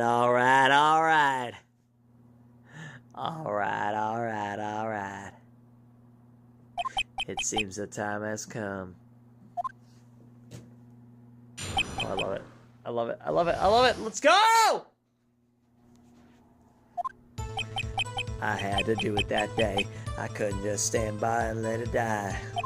I stole the detective's ID and dressed like him. I planned to take out the evidence. I wasn't expecting Officer Meekins. I knocked him out and managed to escape. I knew which areas he wouldn't be caught on camera. There wasn't any murder in the evidence room at 5:15. Then how do you explain the blood? So, the supposed victim was really you. But there's one thing I still don't understand. Traces of a large quantity of blood were found on the floor of the evidence room. If no one was murdered, then how could that be? Oh my God.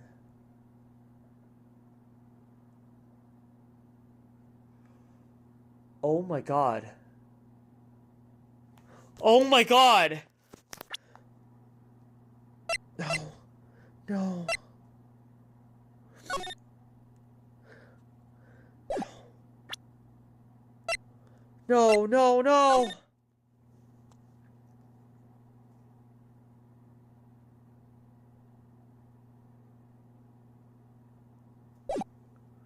The vase. The unstable jar. Obviously, it's upside down. That was filled with blood. The blood of the victims from the SL9 incident files. Hear me out, chat!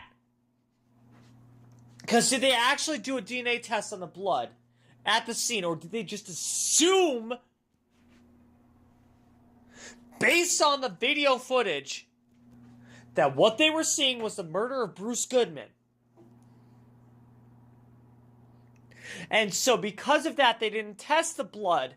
They didn't test the DNA of the blood on the floor in the evidence room. That jar belonged to the serial killer in the SL9 case. Look at it. There's no tag on it. If this were evidence, it would have a tag. Just like this rubber glove, SL9-11. Just like the screwdriver, AI-16, from the AI-16 case. That jar wasn't a piece of evidence. It was the serial killer's trophy. Like Dexter and his blood slides in the show Dexter, and or the book series Dexter. It's great. If you love the show, you should read the books. I've said this on previous live streams. I'm not going to get into it. Hear me out. This jar, this unstable jar, which was previously in pieces on the floor where the blood was. Hear me out. What if this was previously filled with the blood of the victims of the SL9 serial killing victims? Put there by the perpetrator of the SL9 killings, who may or may not, probably not very likely that it's this something dark, Joe Dark, the Joe Dark killings. And that was a patsy. And I think the killer's still out there. The killer was trying to finally dispose of the evidence as they're clearing out, you know, evidence here. The point of the matter is, that's where the blood came from. I'm calling it. What we saw on the floor that day was the blood of 6 victims that had been bled into that jar. That's what we saw. And that's...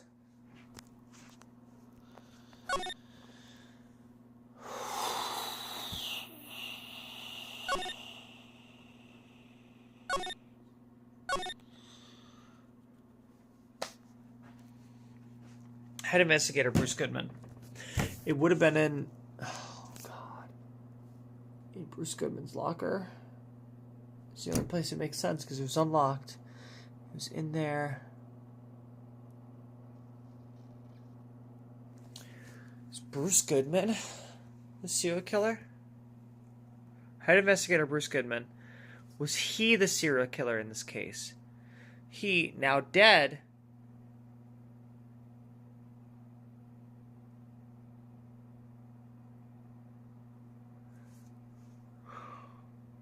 was caught. No, I'm sorry. I'm getting ahead of myself. I'm trying to figure out, like, what's going on with this, because there's a serial killing, too, that supposedly was solved. I don't think it was. I'm getting ahead of myself. And I'm sorry, chat. I'm sorry. I gotta get back on track. We took some side paths there in my brain for a second. I'm so sorry. I keep doing this to you, chat. And this stream... This whole series is longer than it should be because I keep doing that. And I go off on tangents about fish and whiskey. So, maybe I used to be a guy, who knows? Anyways. If no one was murdered, then how could that be? Alright. Officer Meekins managed to cut his own hand. Did they test the blood? Did they do like a blood test to see if it was his? My guess is he's the donor.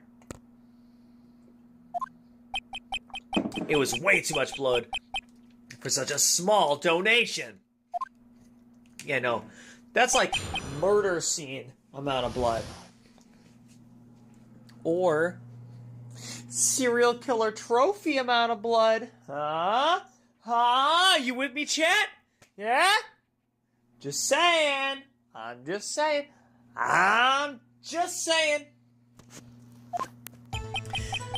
I had to do it that day. I just couldn't stand by and let it die. Let what die? Hold it! When you say it, you mean... Do you even have to ask, partner? The SL9 incident. Your brother! 2 years had passed since this case was closed. It was going to completely end with the transferal that day. Okay. So why is it 2 years with this case? But it was 16 years with the DL6 incident. Huh? Before that case was closed. Huh? Riddle me that, Batman! There's no, like, continuity in terms of, like, case law in this series at all. And that doesn't make it easy. If you could just, like, I get that you've made up your own rule of law for this fictional world, but, like, stick to the law that you decided on previous episodes before just introducing brand new law that changes it so that these, you know, the evidence needs to be destroyed after 2 years instead of, you know, after 16 years. Or is that totally different because was DL6 a cold case? Is that what it was? Because it didn't actually get solved and they never actually found a murderer?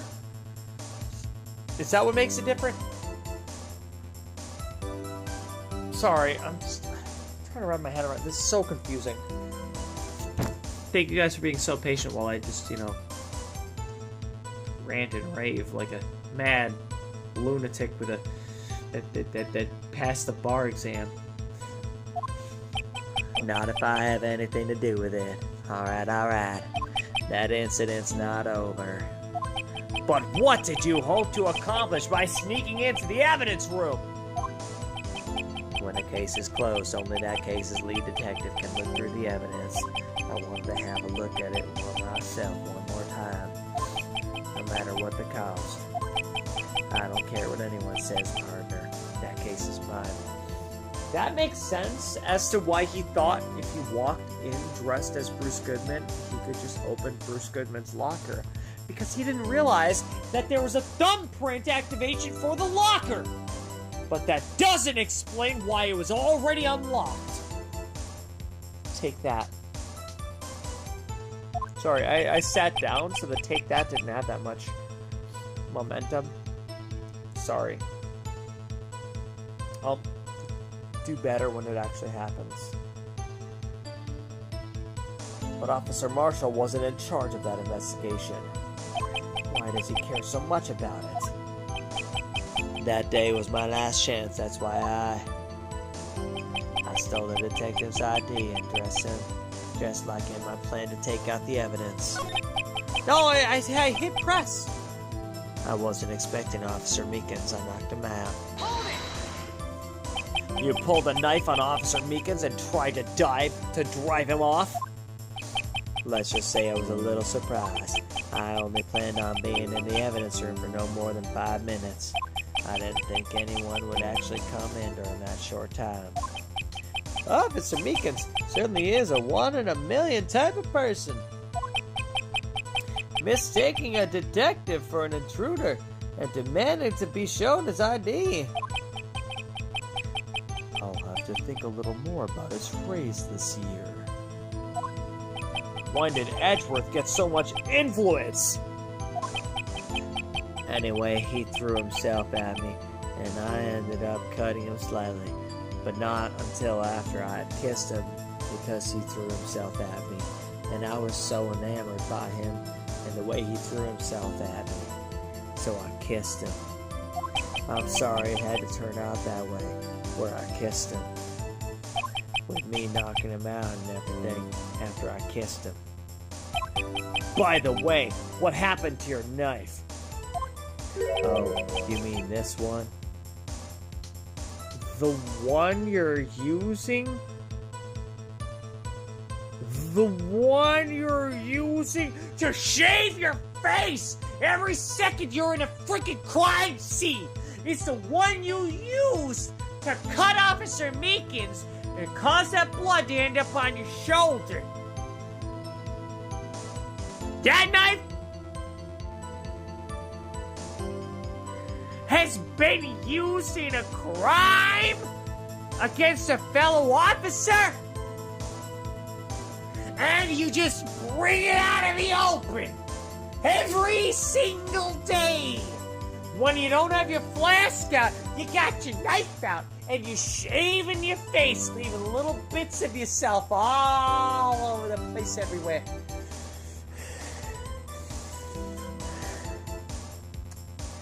That knife? Is that the one? That knife. That's the one we're talking about right now. I hate this guy. I hate him. If I was Edgeworth, I would be beating the crap out of him right now. He would be on the ground. My hands bloody. His face bloody. Everything bloody. Just except for Edgeworth's coat, because he wore his red coat today, like he does every day. And, my God, what are you doing? How do you have a badge? I'm sorry, it's just, I don't understand how you still not only have a badge to be able to serve and protect when you're mucking up the crime scene like this, but also, Why do you have a job in general, you fucking alcoholic? What are you doing? Oh my god. Look, I drink, but it's not on the job. Or when I do, it's like while I'm cleaning. And nobody cares because I work at a bar. So, come at me. Who cares if I drink while I'm mopping my kitchen after I'm done making the food? But this guy, as a police officer, as an officer of the law, drinking on the job. And now I know there was no spaghetti in the first place, which is just not fair because now I want spaghetti. I don't know what to say. I think I said enough, Phoenix.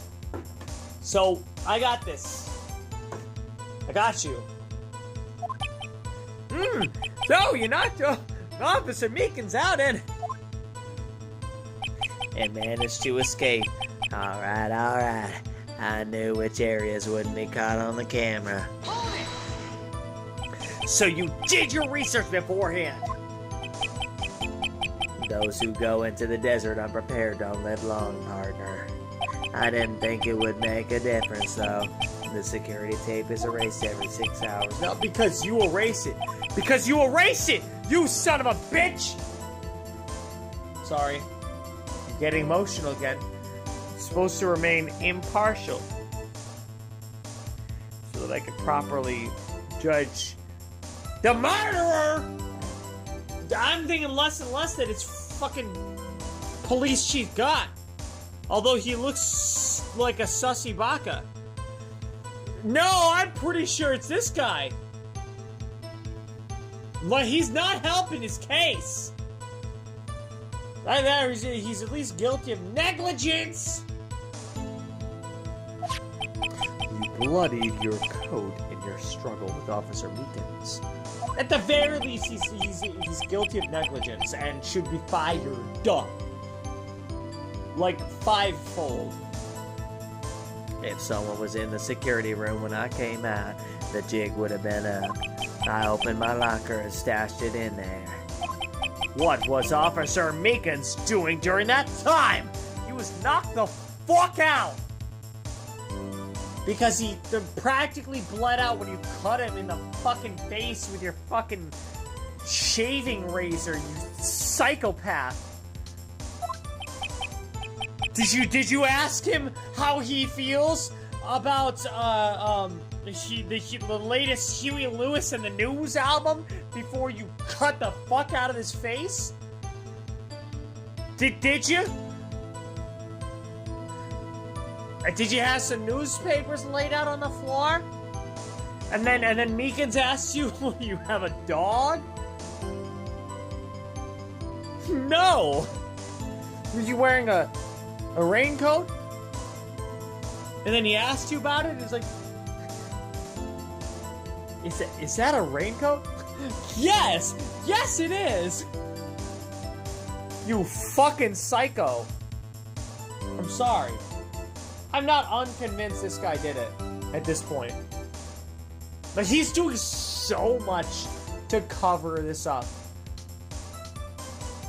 When, like, he should be going out of his way to say, like, no, I didn't kill anybody, I didn't slash anybody, I didn't, no. Just trying to solve my brother's murder. Like, just come out and say the words! If you're not guilty... Like, he's barely trying to prove his innocence.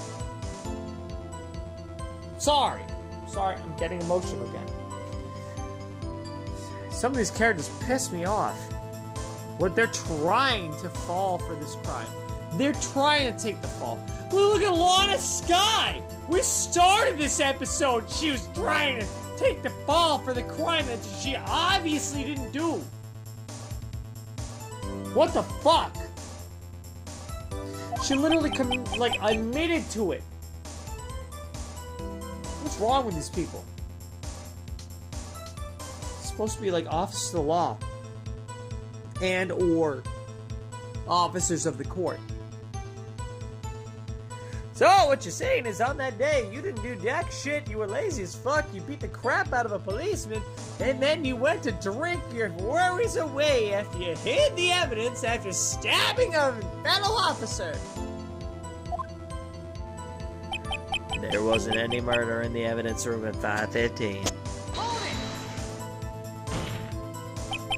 But the blood found at the scene certainly indicates a crime took place. What, are you blind? The victim shown on that tape is me, and I'm not dead yet, partner. So, you stole the evidence from the locker? Actually, no, I didn't. Incompetent Employee of the Month, Jake Marshall. Really, anybody named Jake. Sorry to anybody named Jake who's watching me. I have bad experience with Jakes, okay? It's not you. It's me. I've had bad experience with people named Jake, okay? It's never a good experience with somebody named Jake. In my experience, okay? I'm not trying to attack you just because your name was Jake, but it's just every Jake I've known. Ooh. No, this tracks. That. You saw? Yeah, that. It tracks. Why not? Well, because I don't want to implicate, like, you know, if I have fans that are following me that are named Jake, I don't want them to unfollow me or unsubscribe. Like, come on, like. Oh, the locker thing. When I opened the locker, the evidence was already gone. Was it on the floor, shattered, and there was blood everywhere? Because that's something I'd like to know. You guys tend to leave out the truth, the whole truth, and nothing but the truth when we ask you questions.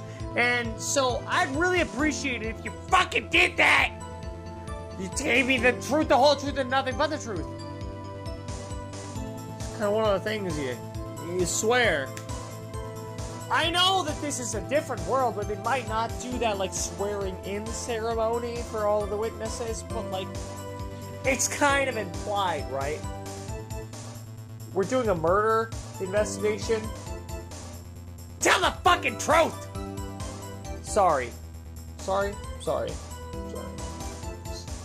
getting upset again. What? Mr. Edgeworth, where is that evidence? It's still missing, Your Honor. Why wouldn't you share with the class?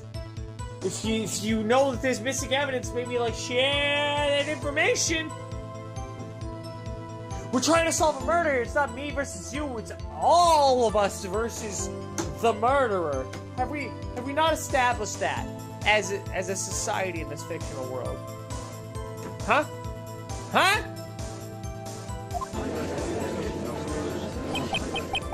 Yeah, they're all talking about it. They're like, well, maybe they should, you know, share evidence. Detective Goodman's locker was already empty. Yeah, that's why it was fucking open. It was unlocked. There was nothing in there. Where'd the blood come from? What happened to the vase? What's the glove? What does the glove have to do with anything? Why was it used to prop open the locker? Unless that was an accident. But I feel like it was on purpose. Someone else stole the evidence! Detective Goodman? I had a feeling we'd wind up here sooner or later. Everyone involved here is related in some way to that case. Like Jake Marshall, who's related to, Mike Marshall? Leah Marshall? Ham Marshall? No, somebody Marshall. It's a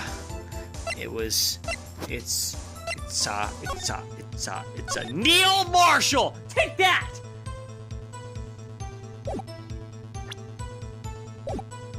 I'd better take another look at the files. Oh, fuck.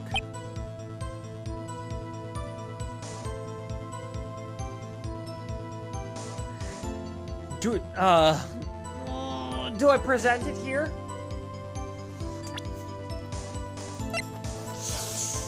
God, that's just so pussy God, jeez.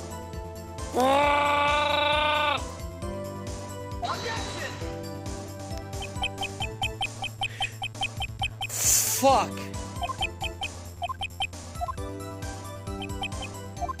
Okay. Ow. Owie. Ow.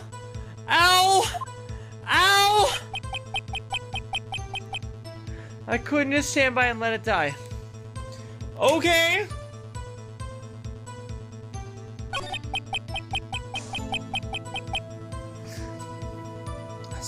Detective's ID.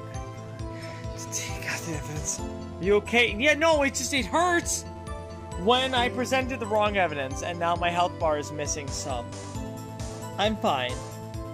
I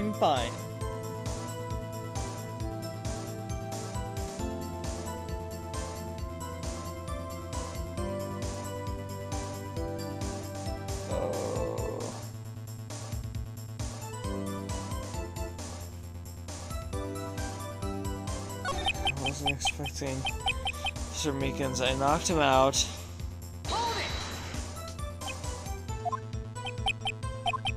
No, I already did that.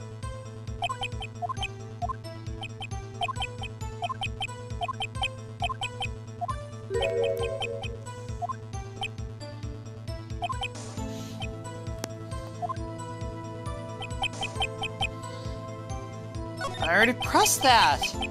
I feel like I pressed... I had to do it that day.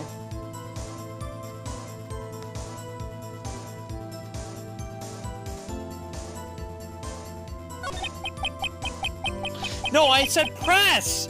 Oh, son of a bitch. You jerk! I said press!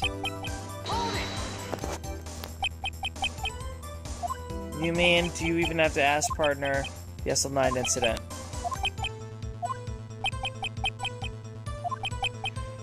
Incident's not over. No, we already did that. We know we've done this one. There was one of them that I missed though, wasn't there? So text ID and wrestling. I plan to take out the evidence. Why did you disguise yourself as Detective Goodman? If I didn't make it look like Goodman was carrying out the evidence transfer, I'd be arrested for stealing evidence, which wouldn't get me anywhere. So you did it to fool the security camera. And the detective's ID card? I stole it the morning of the incident. Alright. So that really was why Detective Goodman, started filling out the lost item report. I told you, chat. That's why it doesn't have the right number on there. It started at 5'9", and they crossed it out, but it's supposed to start 5'8". I returned his ID card. I left it on the floor in the prosecutor's office parking lot.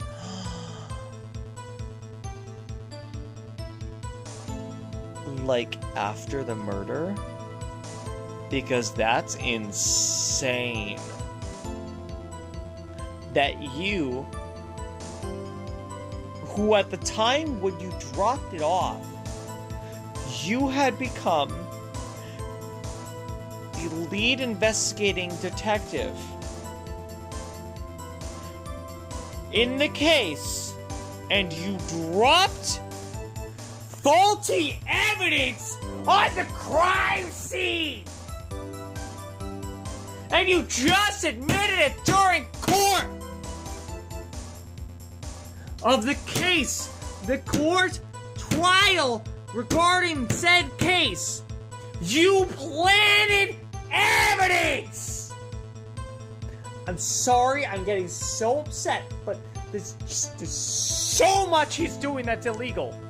He's admitting in court during the trial that he planted evidence. What the fuck? I do need a crash out bar. What do you mean he's admitting in court that he planted evidence? What? This whole case needs to be thrown out. fully restaffed across the board. A new defense attorney, new prosecuting attorney, a new lead detective. Start from scratch. Everything is fucked. You're in contempt.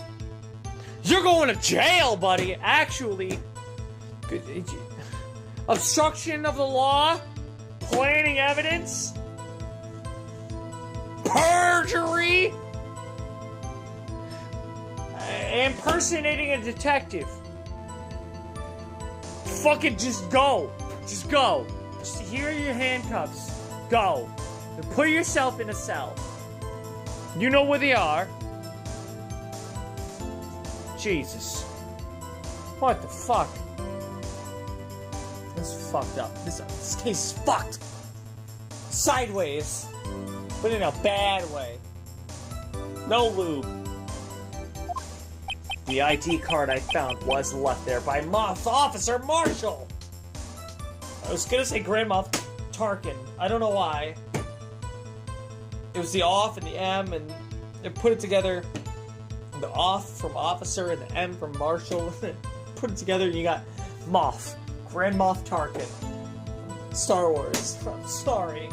I'm having a moment. Look, I'm just so upset by the incompetence of this police department.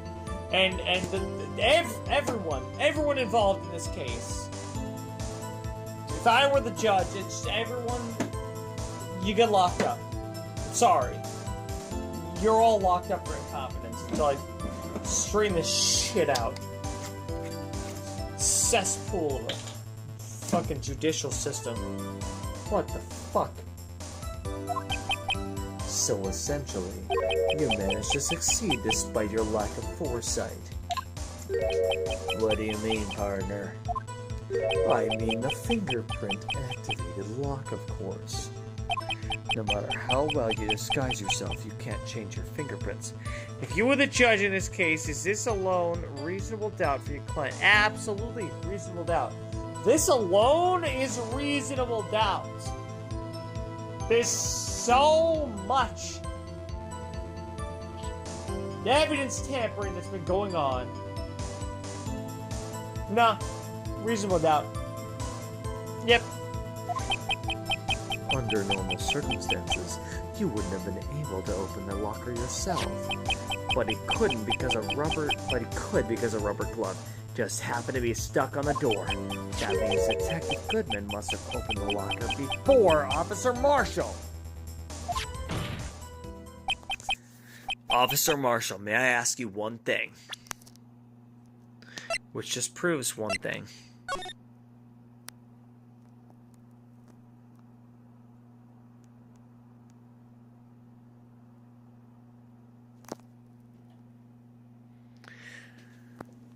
Why doesn't Bruce Goodman show up before then? Otherwise, it must have been opened prior to 4:20 p.m. And that part of the files, that part was deleted.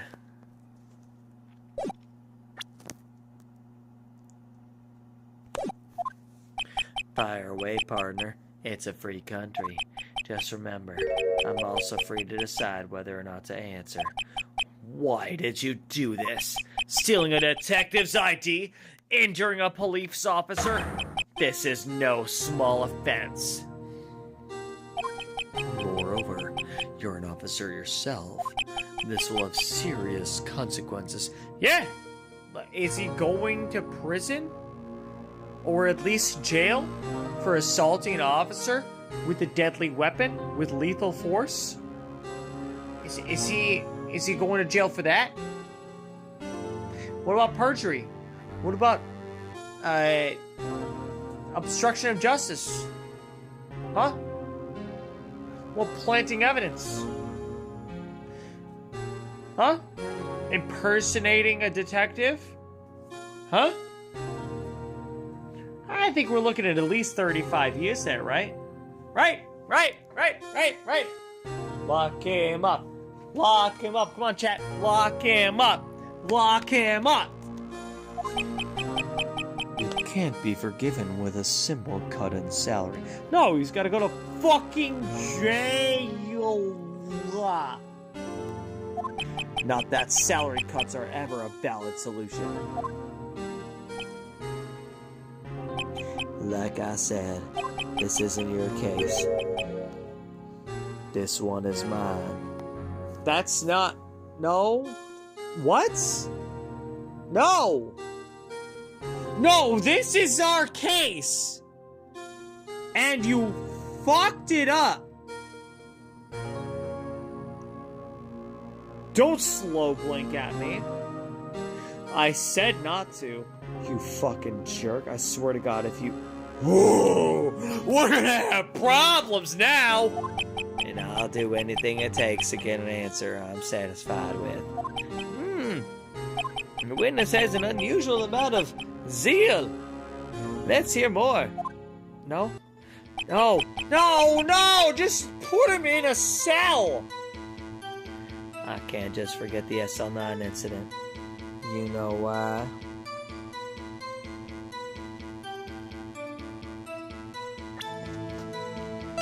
I know why.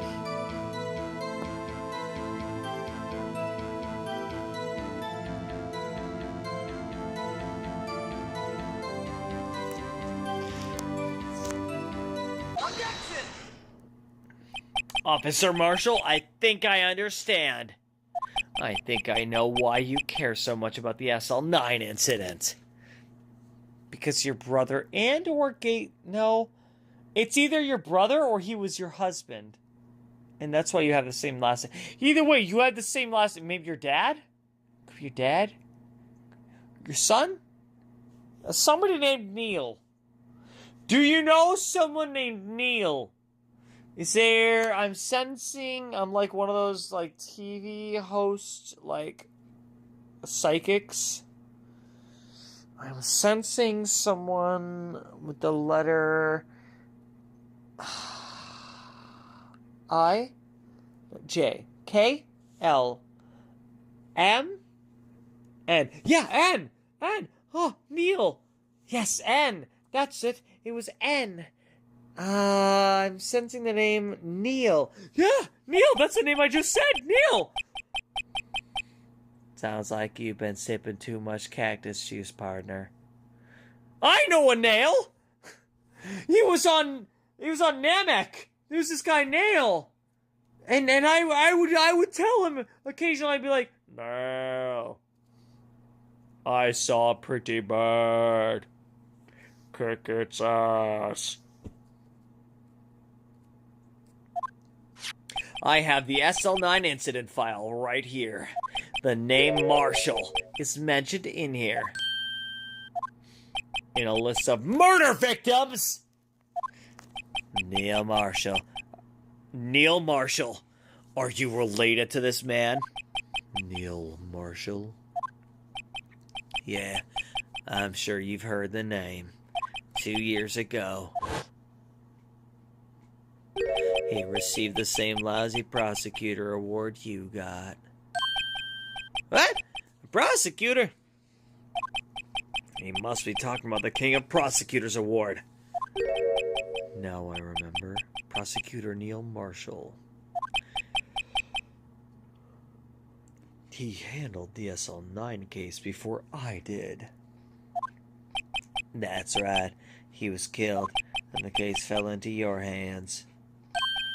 But what's his relation to you? He was my brother. It was your brother. You're my brother, my brother's keeper in the world. My brother's keeper. You guys remember Afro Samurai? Huh? Huh? Huh? Anybody? Afro Samurai Resurrection? Huh? Huh? Is Samuel L. Jackson? Huh? Lucy Liu? You're my brother, my brother's keeper. He was investigating the murders with Damon God, the then Deputy Chief of Police. It was a guy who looked like him. I know the Bible reference, not this song though. Oh, yeah. You should watch Afro Samurai. It's great. Anyways. The group of detectives I was part of worked under them. We were desperate to prosecute the killer. Joe Dark. My brother fought Dark and was killed. What?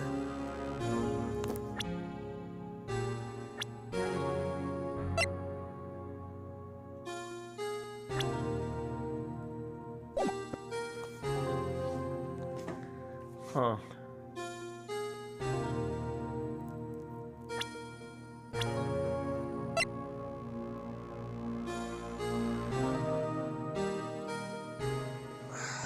Warm coat, dark undershirt. Warm coat, dark undershirt. And his eyes! Look at his eyes!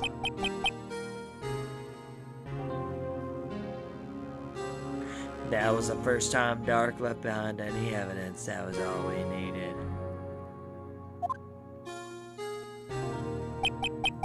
He was arraigned and incarcerated.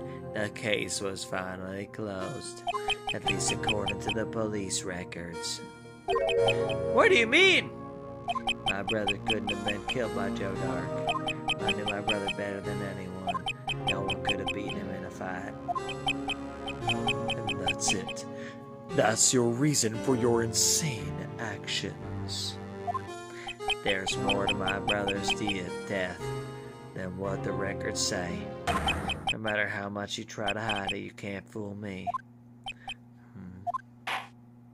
Well, at least one thing's for certain. Now we know what happened at the police department on the day of the crime.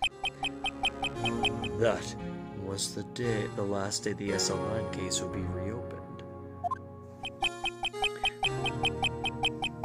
Not satisfied with its resolution, Officer Marshall planned to steal the evidence. Disguising himself as Detective Goodman, he entered the evidence room. Officer Meekins confronted him, so he rendered him unconscious and fled. Gaunt is not Dark, however, Gaunt might have killed Marshall, but just blamed Dark for an initial murder.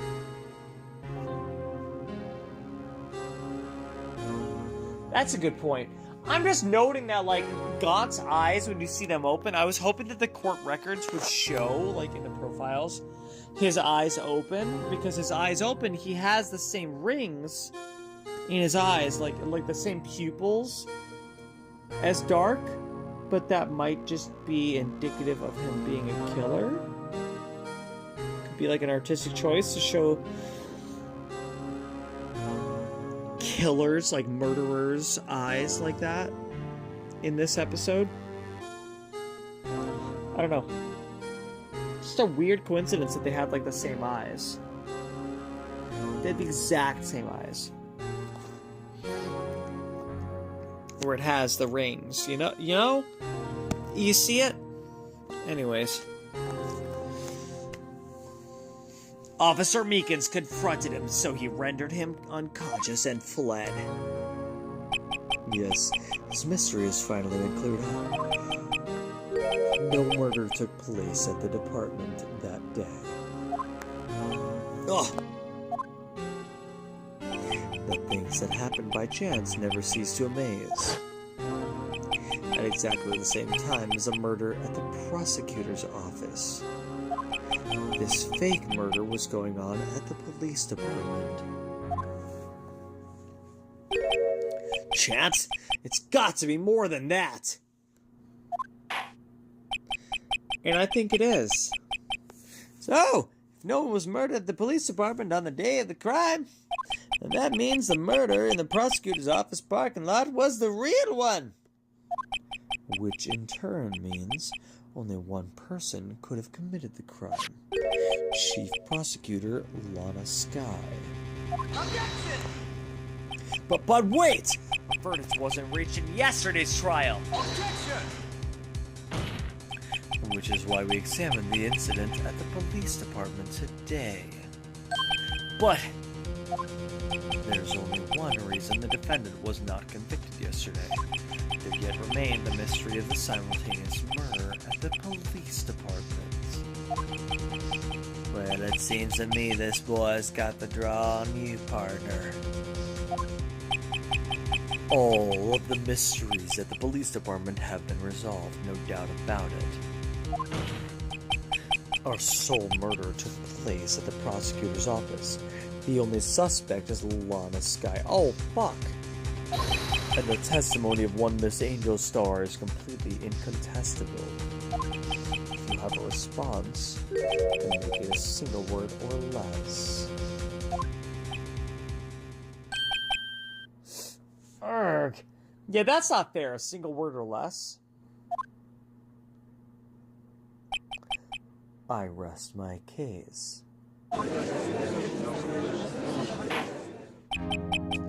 It seems this trial has reached its conclusion. There's no room for doubt. Well done, Mr. Wright. Thanks to you, I didn't need to waste my time disproving the alleged murder at the police department. There's no doubt what I proved today is true.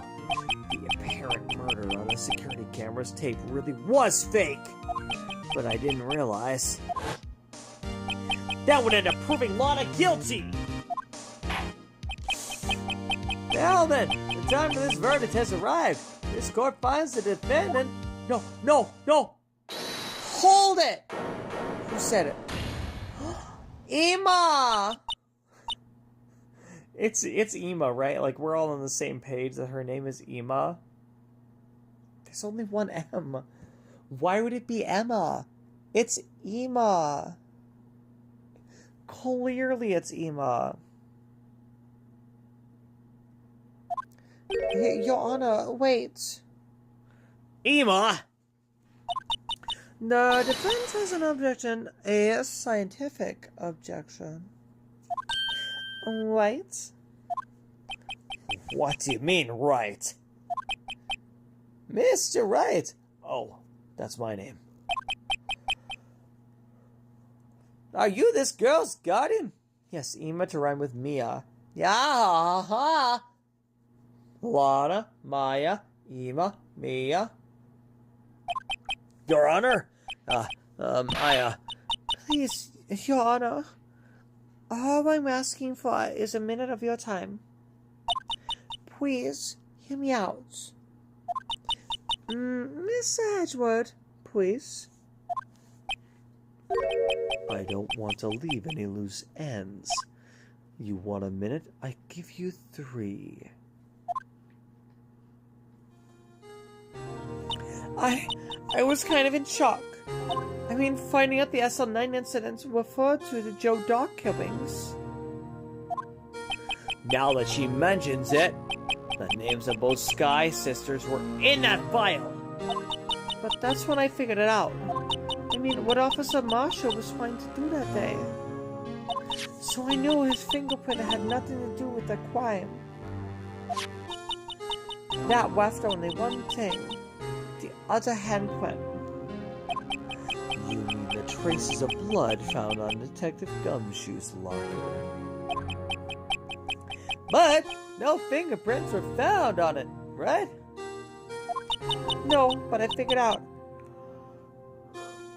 If I examined it scientifically, I'd be sure to find a clue. So, I went over there and looked at it again. So, did you find something? No. Huh? Sorry. I guess I'm not much of a scientific investigator after all.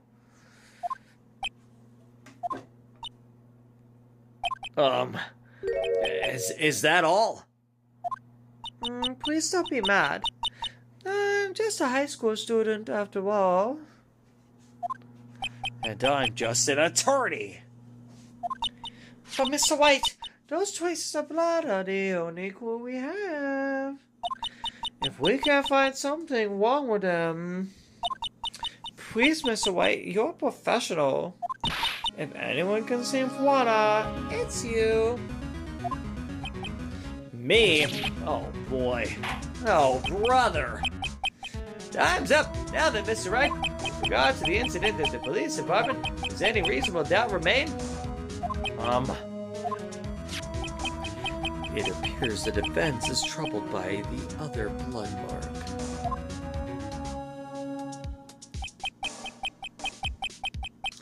Looking at the floor plans, a handprint was discovered around here. Is there a problem with this? Mr. White, I'm sorry, I can't be of more use.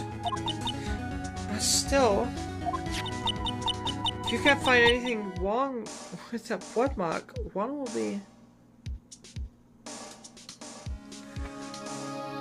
They claim that the reason why there was no fingerprint on that bloody handprint was because someone was wearing a glove. Now, who would be wearing a glove that had blood on it? Because if we know that the murder didn't happen here, there would be no reason for a murderer to be wearing a glove. And if it was simply a forensic investigator that had been touching the crime scene, accidentally touched that locker, they would have come forward and identified that as an accident that was put there. So clearly, this was put there by someone who had something to do with something. Fuck. Please answer my question, Mr. Wright. We don't have all day. Yes, Your Honor. If I've ever needed to concentrate, it's now. What could be wrong with that handprint on Detective Gumshoe's locker? Could there be something I'm missing? Objection! This handprint left at the crime scene clearly shows a contradiction. The only thing that seems clear is your grasping, Mr. Wright. You've been staring pretty intently at those floor plans. Tell me, is there a problem with them? Yes, this is strange. Take a good look at these floor plans. Something is missing. Missing? You mean something hasn't been drawn on there? Yes, something that, when drawn, will completely change the meaning of the blood mark.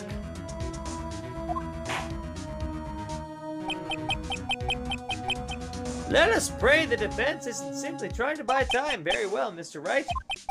With all this evidence here, there's got to be something I can use. The question is, which item can prove something is missing in the floor plans?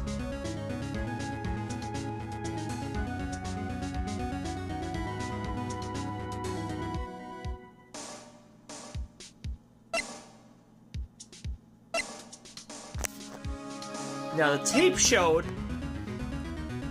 we couldn't see behind, because, like, where it was, you can't even see the locker, right? Even when its head is fully tilted, you wouldn't be able to see where it is, because it's being blocked by the Blue Badger!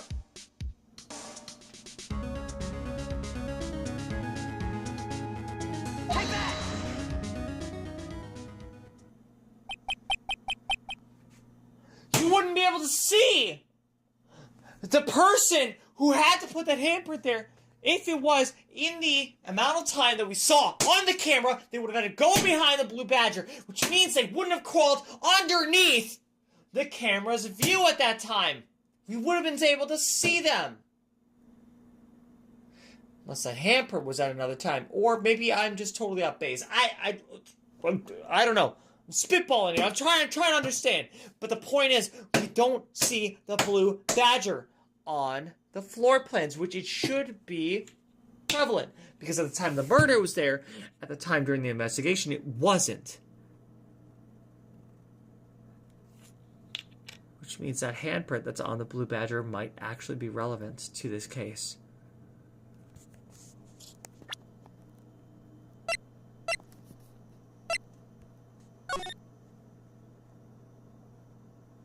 No, the handprint was already there. Never mind.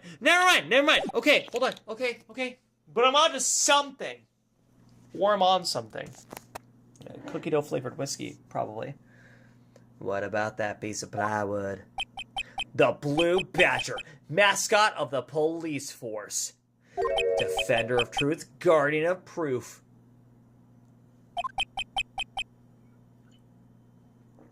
And smoker of poof. Now explain yourself, Mr. Wright. Please, look at the floor plans at the crime scene. The Blue Badger is not here! So watch what happens when we put him in. This is where he was dancing at the time of the crime. He was that close to the locker? Well, I didn't realize he was that close. No, then there's no way someone could have walked behind there and placed their hand on the locker. That's it. Well, what?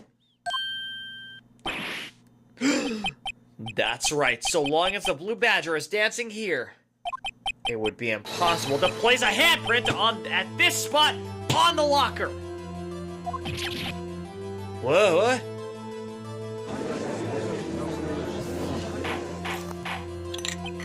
So that means also I took a shot while we were watching the video, just so we're keeping track of the shots I'm taking while we're watching that video.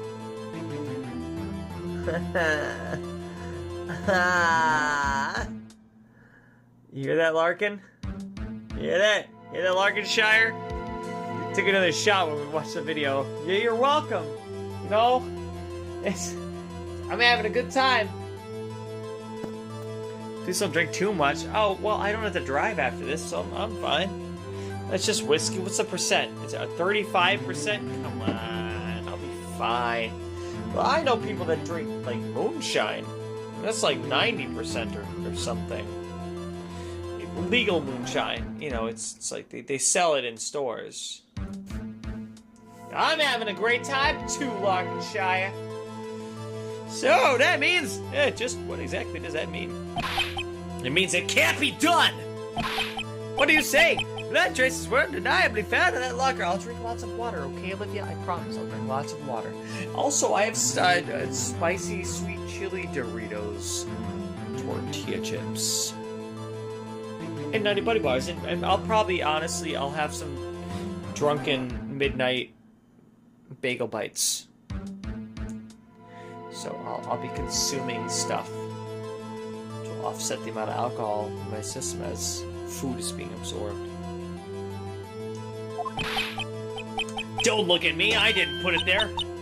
Mr. White, think it full. Scientifically.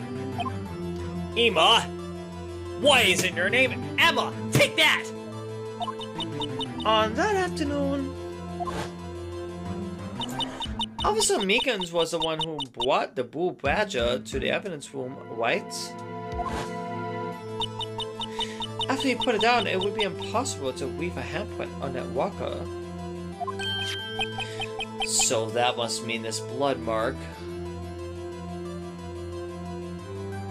was put before that.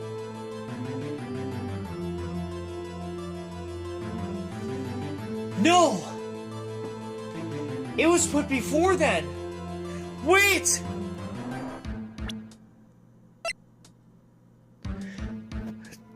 Died within an hour and a half of 4 p.m. It never clearly distinctly stated that he died at 5:15! Just that he died within an hour and a half of...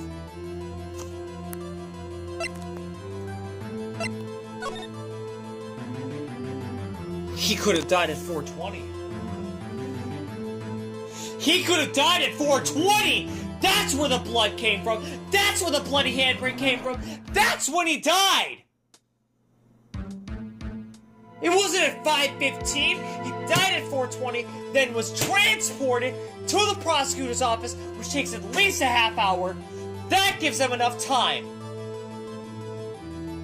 55 minutes to be precise. And we know for a fact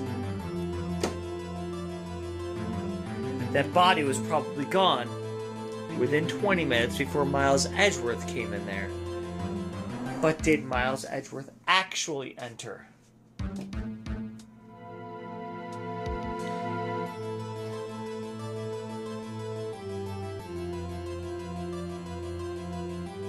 That's it.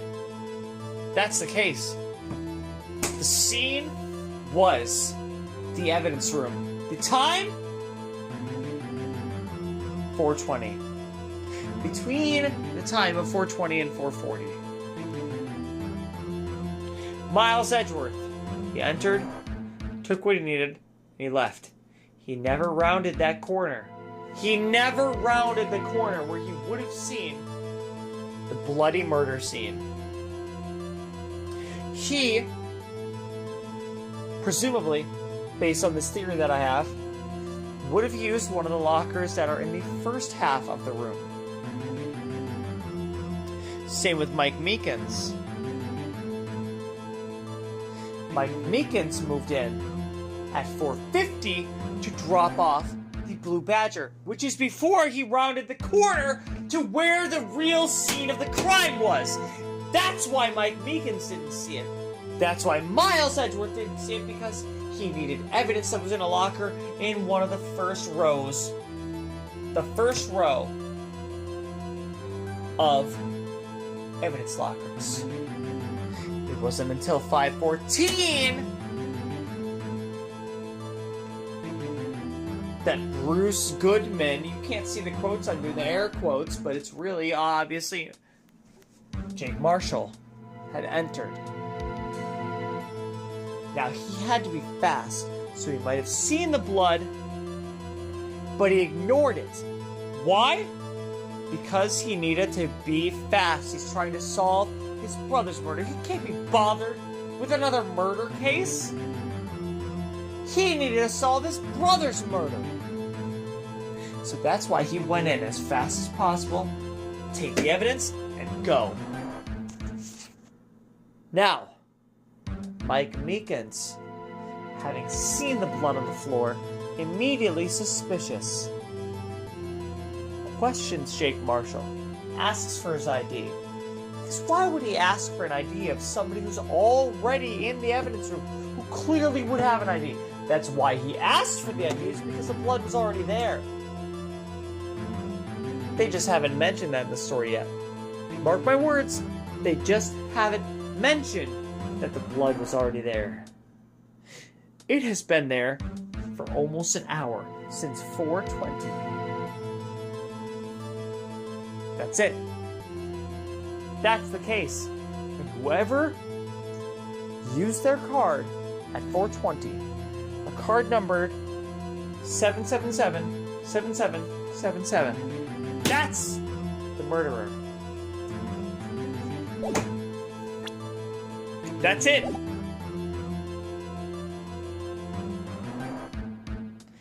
My guess is gone.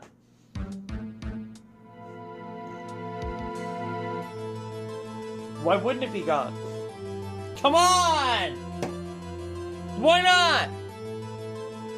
Look at him, he's a sussy baka!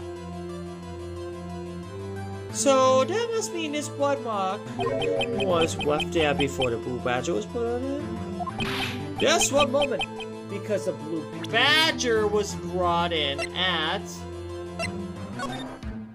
4:50. So either Miles Edgeworth or the person at 4:20 left that mark there. And let's be honest, it's not Miles Edgeworth! Just one moment. I will not allow such far-fetched balderdash in my courtroom. Alright, if we already have a Pokemon named Farfetch, think about this. Chat. Go with me here on this. We have a Pokemon called Farfetch'd. If there was a Pokemon called Balderdash, what would it be? Let me know in the comments down below. I think it's a rock Pokemon with high speed. Unlike Geodude's family that has very low speed. It's going to be a rock Pokemon with high speed. Balderdash.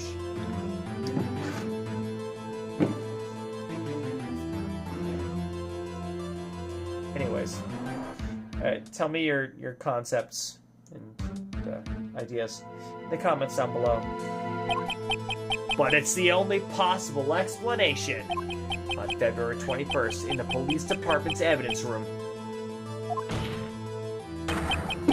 blood was spilled not once but twice! I love all of you so much. Well, thank you, Larkenshire. I love all of you. All of chat. Everyone in chat. I love all of you. So much. I missed you. But how? Oh, sorry. But how? One time was captured on this tape taken by the security camera. Officer Meekins cut his hand from which a trivial amount of blood fell. The problem is, the other time,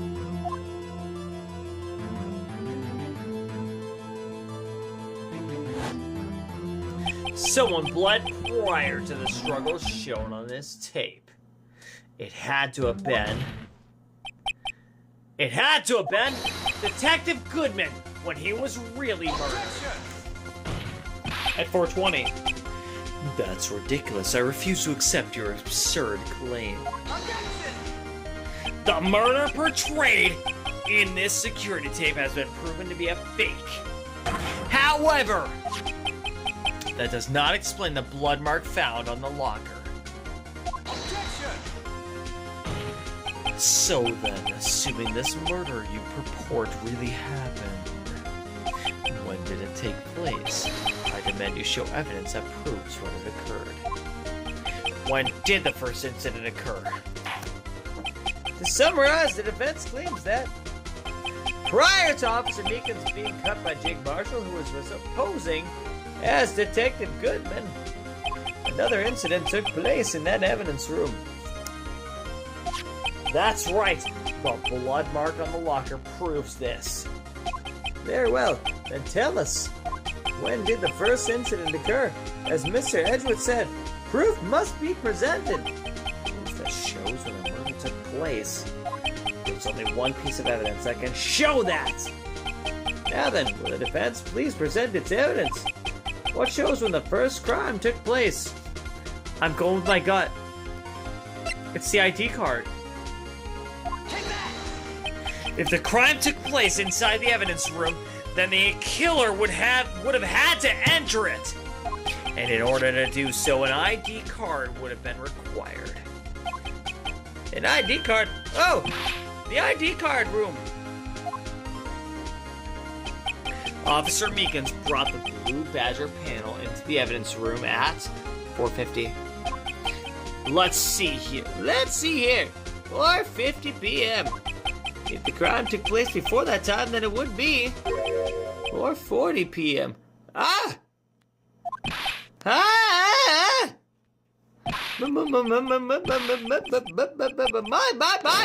Miles Edgeworth! Just what have you done?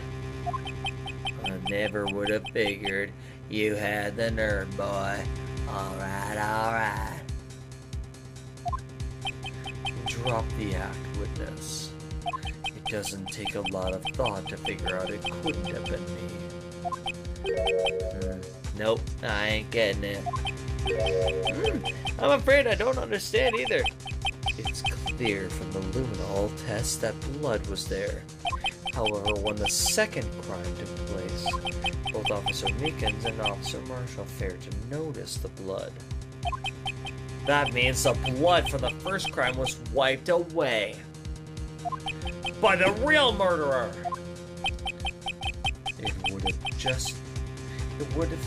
I would have had just 10 minutes to murder the victim and carry his body away and clean up the blood. Unfortunately, that's impossible. Physically impossible. That would mean the crime must have taken place before Mr. Edgeworth entered the evidence room. Let's look at the chart again. There's only one other card number remaining. 7 sevens. Talk about a lucky number. But wait, That doesn't make sense. How could Detective Goodman have entered the evidence room? Since there's no record of his card being used beforehand, he must have entered along with a real murderer. That's the only plausible explanation. He went in with 7 sevens. Mr. Edgeworth, please look into this ASAP. Find out whose ID number is 77777. There's 1 7 too many, Your Honor. Unfortunately, I'm unable to look up the owner of that ID card. At least at present. What? Alright. Explain yourself, son. The ID number 7777777 belongs to someone with a rank captain or higher. What did I fucking tell you, chat? Sorry, I'm not yelling at you, I'm yelling with you. Because I assume you're yelling right now. That number belongs to Gans. Police Chief Gans, who committed many murders, or possibly at least one. Probably just one. Just 2? I think he committed 2 murders. It was Neil Marshall, and Detective Goodman, Bruce Goodman. Yeah, Police Chief Gant committed 2 murders. Moitas, if you will. Moitas? Just feeling spicy. Committed 2 moitas. One was Neil Marshall, the other was Bruce Goodman. He should be tried for moita, double homicide. Well, I guess it would be 2 counts of homicide, because it's not a double homicide, because it's 2 separate incidents. 2 years apart. But regardless, tried for homicide twice. And tamper with evidence, obstruction of justice, you know, whatever the case might be. Perjury? Sure. Tack on an extra year. Whatever perjury gets you. Yeah. That was good. Someone who is a so-called executive officer. We don't have the authority to inquire this other person's identity.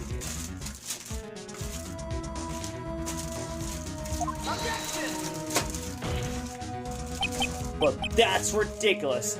Just how? I'm not finished talking, Mr. Wright. There's one situation which we can be granted such authority. If an official charge filed against an executive is accepted. But you'd be the one who accepts it, Judge!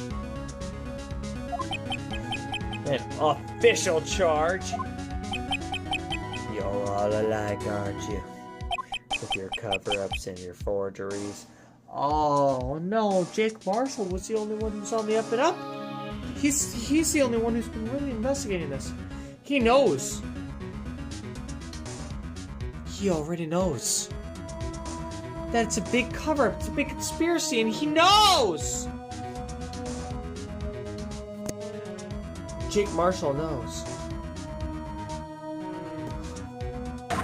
That's how the prosecutor's office operates. Yeah, he knows.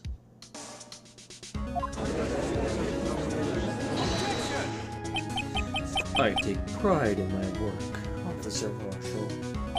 I would appreciate it if you would keep your slander to yourself. Slander, is it? Alright. Let me ask you a question. Yes?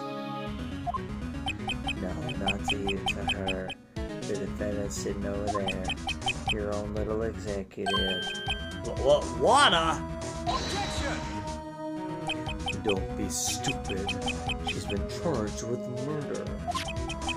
course you looked up her ID number, and it's not 77s. Don't play me for a fool, partner. That's not what I want to ask. All I want to know is one thing about that incident.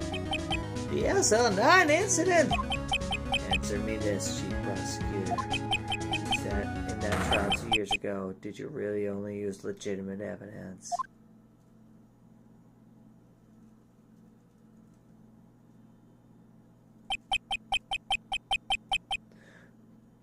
Do you need the witness to repeat his question, Chief Prosecutor? I heard him fine, Mr. Edgeworth.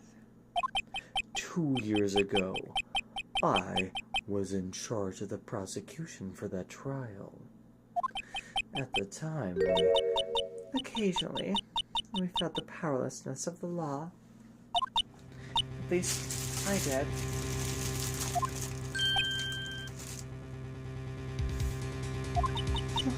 Juana, I became a prosecutor in order to suppress crime within the law. But before I realized it, we were the ones being suppressed by the law. Defendant, just what are you saying? I'll ask you again, Chief Prosecutor. During that trial 2 years ago, did you really present all the evidence in court? Can you look me, an investigator in that crime, in the eye and say that you did? Chief Prosecutor, you didn't... I don't have to, Officer Marshall. Oh, why won't you answer him? Drastic crimes require drastic measures. That's just the way it is. We did what we had to in order for him to get the verdict he deserved. But what oh my God. No! No, it makes so much sense! They didn't have the evidence to convict Joe Dark, but they knew that it was Joe Dark! They didn't have the evidence to prove it, though! So, when the murder of Neil Marshall happened, they tied that to the Joe Dark murders. Joe Dark only killed 5 people. He did not kill 6 people. There was enough evidence to tie Joe Dark to Neil Marshall's murder. And with that, they convicted him for the other 6 murders. Neil Marshall's murder had nothing to do with Joe Dark. And they promptly gave him the capital punishment. Oh my God. Oh my God.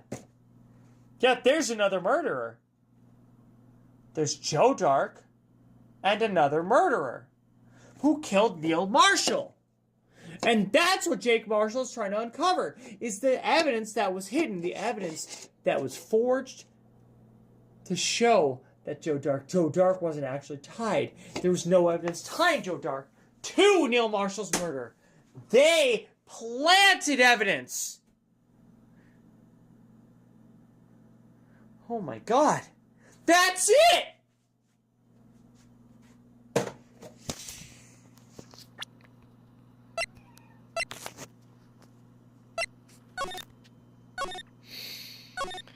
Head prosecutor, Miles Edgeworth. Witnesses, Lana Skye and Ema Skye. Executive investigators, Lana Skye. Now we know she didn't do it. But who's the other investigator? The other executive investigator. Because Jake Marshall had stated that it was somebody above them. That was the implication that he made. Lana Skye used the evidence. From who? From Damon Gaunt. That's it. I called this a long time ago. It's Damon Gaunt! It's the chief! No, he did it. Oh my god. Ema killed Marshall, and God knows, blackmailing Lana to take the blame for Goodman. No, it's not Ema! It was God! God's not blackmailing anybody! It was God. God presented the evidence. Watch, it's gonna come out that God was the one who presented the evidence that tied the serial killer to the murder of Neil. Just wait. But Wanna, even if it involved forging evidence, she forged evidence. Yes. Yes! I mean, no, it's really bad. It's crappy. Should not have been done. See, that's what I'm talking about. No. No! Mother. Genova. No! Lana's remarks caused such a stir that, oh, whoops, we'd have to wait until the following day. To be continued! Next time on Kayleigh Plays. Holy crap, I can't believe we made it. Holy crap. Yeah, I'm gonna save. Yeah. I'll save. Next time on Kayleigh Plays, tune in for the next exciting episode of Phoenix Wright, Ace Attorney, tomorrow night at 7 p.m. Central, right here on YouTube, Wednesday night. Wednesday, October 1st. Chat, it's getting crazy. Oh my god. I'll tell you this. I'm excited. I'm excited for tomorrow because we get to see the next exciting episode of Crisis Core as well. Final Fantasy VII Crisis Core at 11 a.m. Central. The first episode of Triple Play Wednesday on October 1st. Then, of course, we've got a half-minute hero. And we already said it's going to be Phoenix Wright, Ace Attorney at 7 p.m. Central. Now, something I want to tell you guys. Chat. I've said it for the last couple of weeks that we were going to situate. We're gonna get this all fixed. Schedule's going to be fixed. It's no more crazy weeks where I only stream for one day in the entire week. And chat, that time has come. This week, I have a normal schedule. The new normal. Good news and bad news.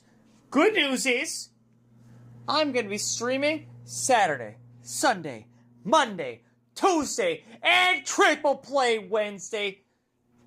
Yeah, that's right. Saturday, Sunday, Monday, Tuesday, plus Triple Play Wednesday. That's 7 live streams right here on YouTube starting this upcoming week. The bad news is they're almost entirely 7 p.m. streams. You don't get any more surprise Saturday 11 a.m. streams. At least on a normal schedule. The new normal schedule is Saturday at 7, Sunday at 7, Monday at 7, Tuesday at 7, and then Wednesday we got the Triple Play Wednesday. So the 11 a.m. stream and the 3 p.m. stream are both going to be once a week now, which is crazy. But considering how I've switched things up, and now I'm playing RPGs for my 11 a.m. stream, that gives me a whole week to grind. A whole week to level up. A whole week to make sure that the next stream that you see, I'm beyond strong. I'm stronger than I should be at that point in the game. I'm unstoppable. And so again, I say to you, chat, how do you guys feel after Crisis Core? It's gonna be a crazy game, by the way. Awesome game. Love it. Love Final Fantasy. How do you feel about after Crisis Core? We play something also on the PSP, also an RPG, a game that may require a lot of grinding if you want to be able to have a really good time with it. I'm talking about Final Fantasy Tactics. Let me know in the comments down below how you feel about Final Fantasy Tactics, and if you want me to play that as the next 11 a.m. stream. You know, after Final Fantasy Crisis Core. That'll give me enough time to grind in between each session. I can actually, you know, get more jobs, work on getting those skills that I need for each job. Get Ramza, the main character, to be a freaking whatever, ninja, samurai, monk, ultra squire, super squire, ultra squire, whatever that people call it, like the ultimate level of squire when you do that with Ramza. Let me know. Also, as soon as I'm done with Phoenix Wright Ace Attorney, we're going to start playing Spooktober Spectacular Streams. That's right. We're starting with a Silent Hill game, PSP, Silent Hill Origins, where I play as a trucker. And we're going to, you know, use our trucker powers to defeat the Silent Hill zombies or whatever the fuck they are. Nurses? Pyramid heads? I'm not totally clear on exactly what these guys are. What am I fighting? And then we're gonna play Poppy Playtime. At least a couple of them. I don't know. They're scary. We'll see. The last one made me cry, and I had to shut down the stream. And then we're gonna play the other PSP Silent Hill game, Shattered Memories, which is a retelling of the first game, but like from the POV of you retelling that story to your now therapist, I guess. I'm not totally clear on it, but that's kind of the synopsis, is that like it's a retelling of the story because you're talking to a therapist now, you as the main character from the first game, who was, I guess, that guy from who was it that played the guy? What was that guy? He was in he's in a show. I forget what show. Anyways, we'll get into that. But until then, don't forget to like, comment, and subscribe. Let me know in the comments down below what kind of games you want to see me play in the future. Especially, do you want to see me play Final Fantasy Tactics? Let me know. If you guys like that, I'll do it. And let me know any other games you want to see me play. Do you want to see me play some Sims games? You want to see me play Harvest Moon? Stardew Valley? I don't know. Whatever. It's going to be winter. It's going to be cozy winter. You want some cozy gaming? Let me know in the comments down below. You want to see Terraria? You want to see Minecraft? You want to see anything else? Just let me know. I don't care. Any games. I'll take any suggestions. I don't care. Because I want to make you happy. I'm here for you, and I missed you. I miss you. All of you. I miss doing this. Thank you so much for joining me. I can't wait to see you again tomorrow. Until next time. Have a great night. Have a wonderful week. I love you all. Bye-bye. Bye-bye. Bye-bye. Bye.